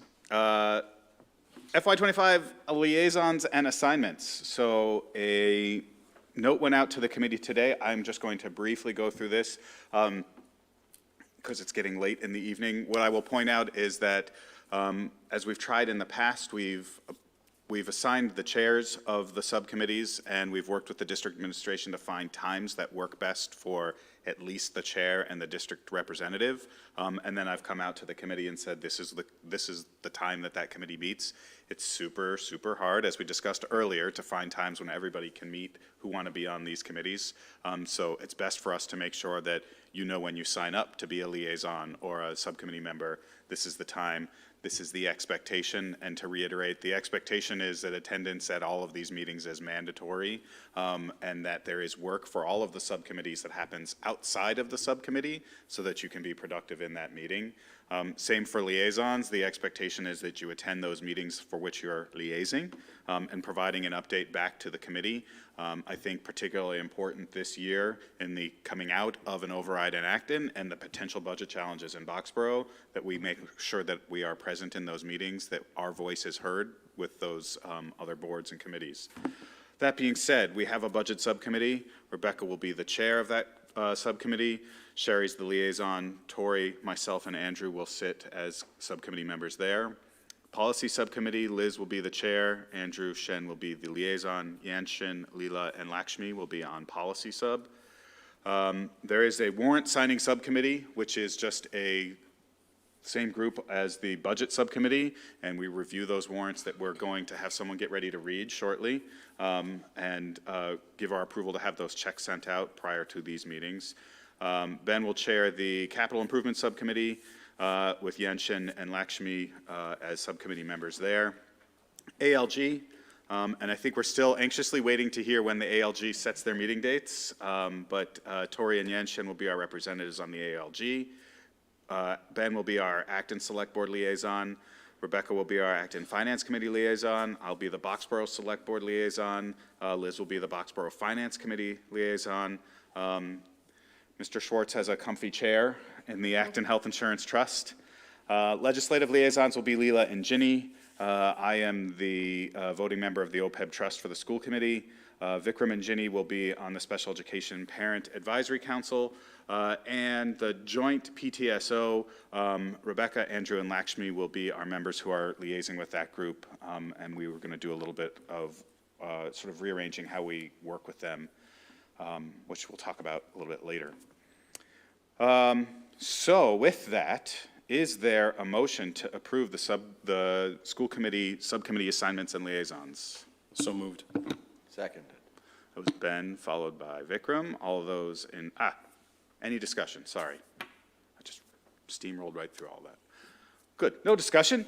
All those in favor? Aye. Any opposed or abstentions? That is unanimous. Thank you all. Just one quick update on that. I believe the first ALG meeting has now been set for Wednesday, September 4th at 7:30 a.m. over at Town Hall in room 204. I just sent calendar invitations to the two of you.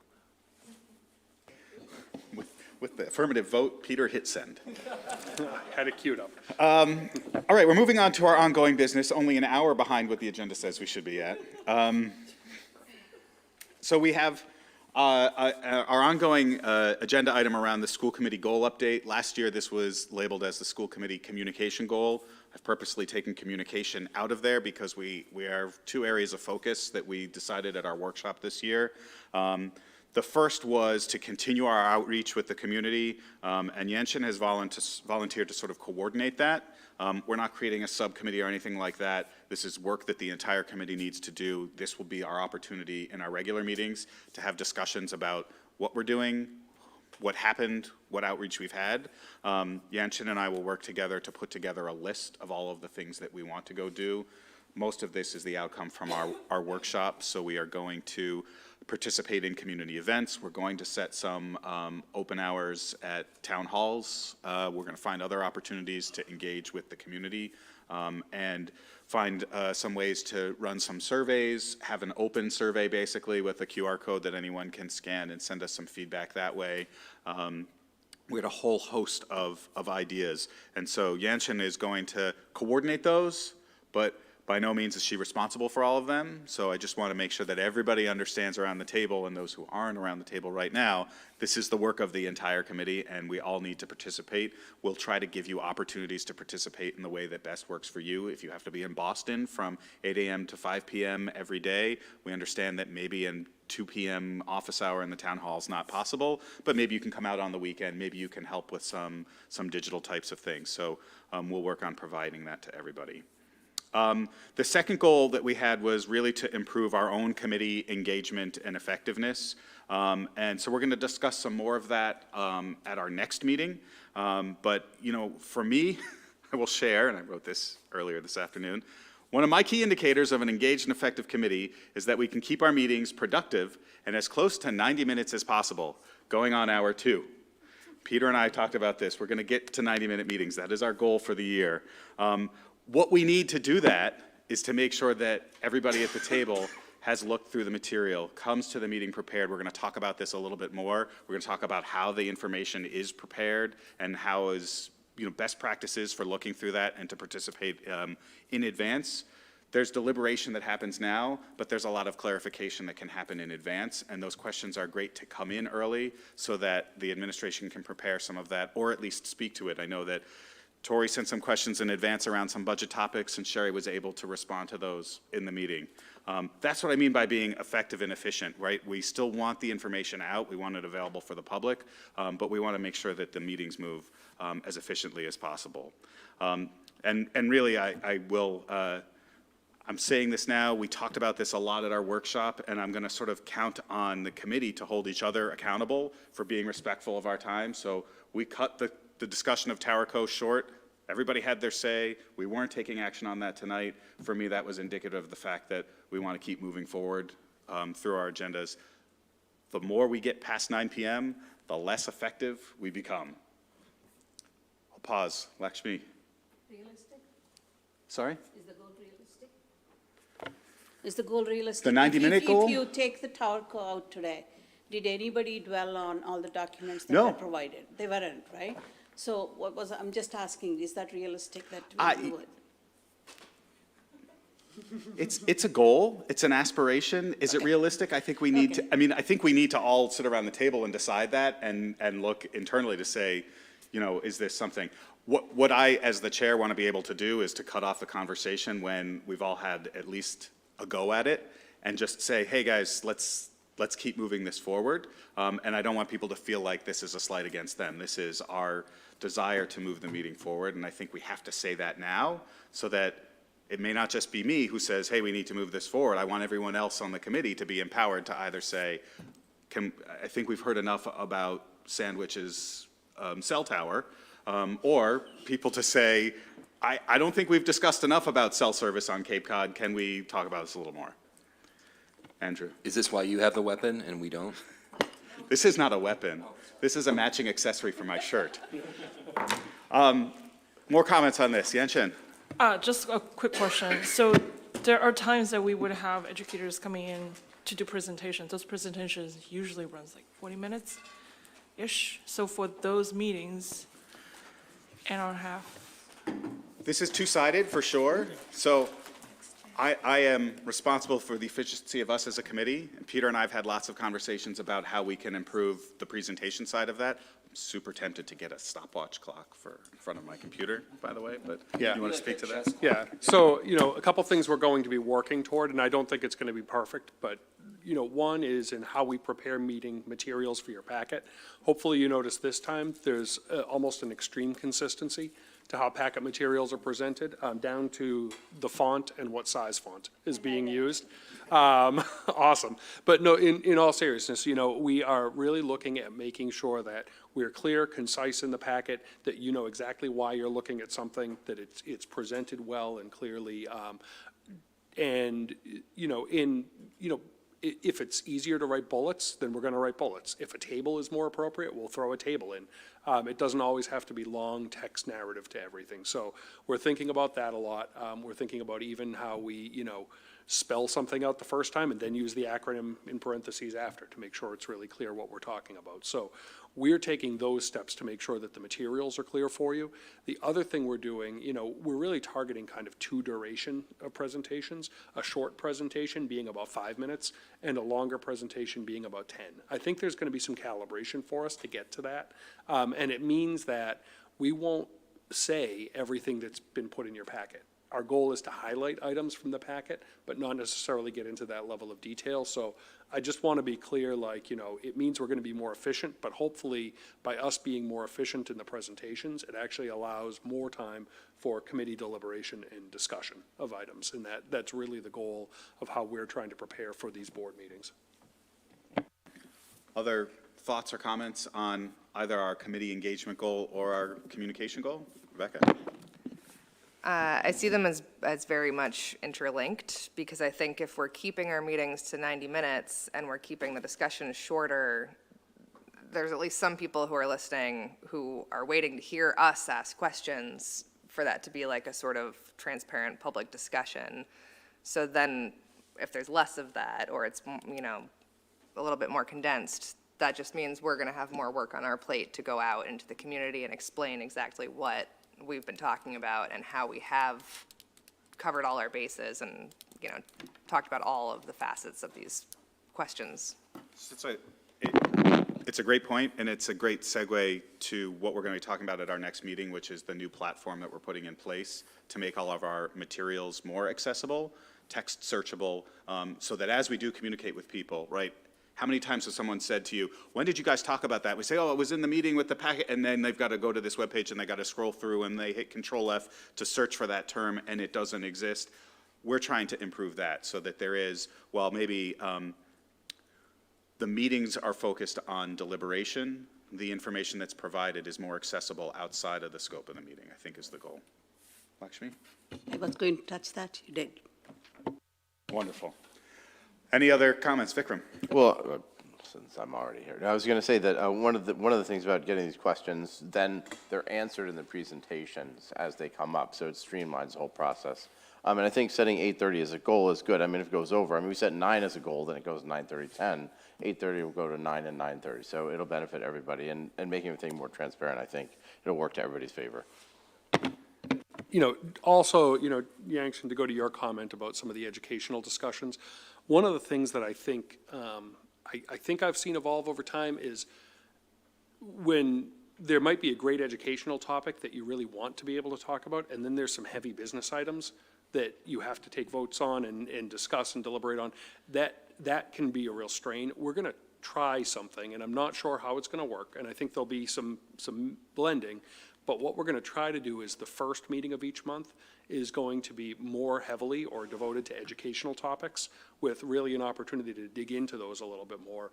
And the second meeting of the month will be more of kind of the business of the school committee. And so, like as Adam and I have talked through like what an agenda might look like for a business meeting, you should count on the second meeting of every month. There should be a policy coming up for first read, or 2 policies or 3 policies. There should be a policy that's now in its second read and coming up for a vote. there might be discussion of what's next on the policy agenda. Then you're going to have a financial presentation, an update on the district on that type of a business meeting. And yet on the educational one, we're going to try something where at the beginning of each meeting, we're going to try and bring in one or two student groups or faculty groups to recognize for kind of outstanding contributions and, really successful things we're seeing across the district. We will have our student reps at that meeting giving their update. We will have an opportunity to dig into some of the different goals, or if we want to come back to an MCAS item and really think about like how we're serving a subgroup, there's a deeper opportunity for that. You're still going to have some business items at every meeting because we have to keep things moving. We can't wait to pay our bills for, every other month. But it will be heavier focused on the educational side or heavier focused on the business. And hopefully that allows you to feel like you have more time to dig into those topics. And as we socialize that with the community, people who have different interests can think about how they prioritize their time. Okay. I'll just close this part of the topic out by saying I really appreciate the discussions we had this evening. They were very much focused on the content that was presented. And so I think that Is it an attainable goal? No, but if we have a meeting like this, that's at least a really good meeting, and I think we feel like we've moved things forward. So we'll shoot for 8:30, but we also want to shoot for substance. That being said, we have a consent agenda. As a reminder, consent agenda items do not usually require discussion and are approved with one vote unless a member would like to hold that item for discussion on a separate vote. I'll read each item. If a member would like something held, they get to say hold. Members do not have to have attended meetings to vote on the minutes. Item number 1 is the approval of ABRSC meeting minutes from 6/24/2024 and 7/22/2024. Item 2 is a recommendation to approve community preservation funding for the Blanchard Playground project. And item 3 is recommendation to approve the ABRPTSO grant to the PE department for Fit Desk bikes. Seeing as no items were held, is there a motion to approve the consent agenda item as presented? So moved. Seconded. That'd be Ben, then Vikram. Of course, I'm going to refer to you as Ben when you make a motion because he's always making the motions. All those in favor? Aye. Any opposed? Abstentions? That is unanimous. We have a very long list of warrants to read out tonight. I've been off all summer, so here we go. I move that the school committee vote to approve the below-listed warrants totaling $22,065,151.82. AP vendor warrants as follows: 24-026B dated 6/27/2024 in the amount of $373,993.28. 24-027 dated 6/30/2024 in the amount of $509,629.33. 24-028 dated 6/30/2024 in the amount of $61,074.55. 25-001A dated 7/1/2024 in the amount of $3,723,348.64. 25-001B dated 7/11/2024 in the amount of $182,910.52. 25-002A dated 7/18/2024 in the amount of $6,923,140.85. 25-002B dated 7/25/2024 in the amount of $1,850,311.56. 25-003A dated 8/1/2024 in the amount of $1,130,695.92. And then we scroll to the second page. 25-003B dated 8/8/2024 in the amount of $445,327.10. 25-004A dated 8/15/2024 in the amount of $1,157,569.72. Payroll vendor warrants as follows: 24-026PR dated 6/27/2024 in the amount of $1,519,199.96. 24-027PR dated 6/30/2024 in the amount of $41,570.85. 25-001PR dated 7/11/2024 in the amount of $104,331.90. 25-002PR dated 7/25/2024 in the amount of $295,457.58. 25-003 PR dated 8/8/2024 in the amount of $140,511.68. Student activity warrants as follows: 24-026 BL dated 6/27/2024 in the amount of $598.30. 24-026 JH dated 6/27/2024 in the amount of $23,664.14.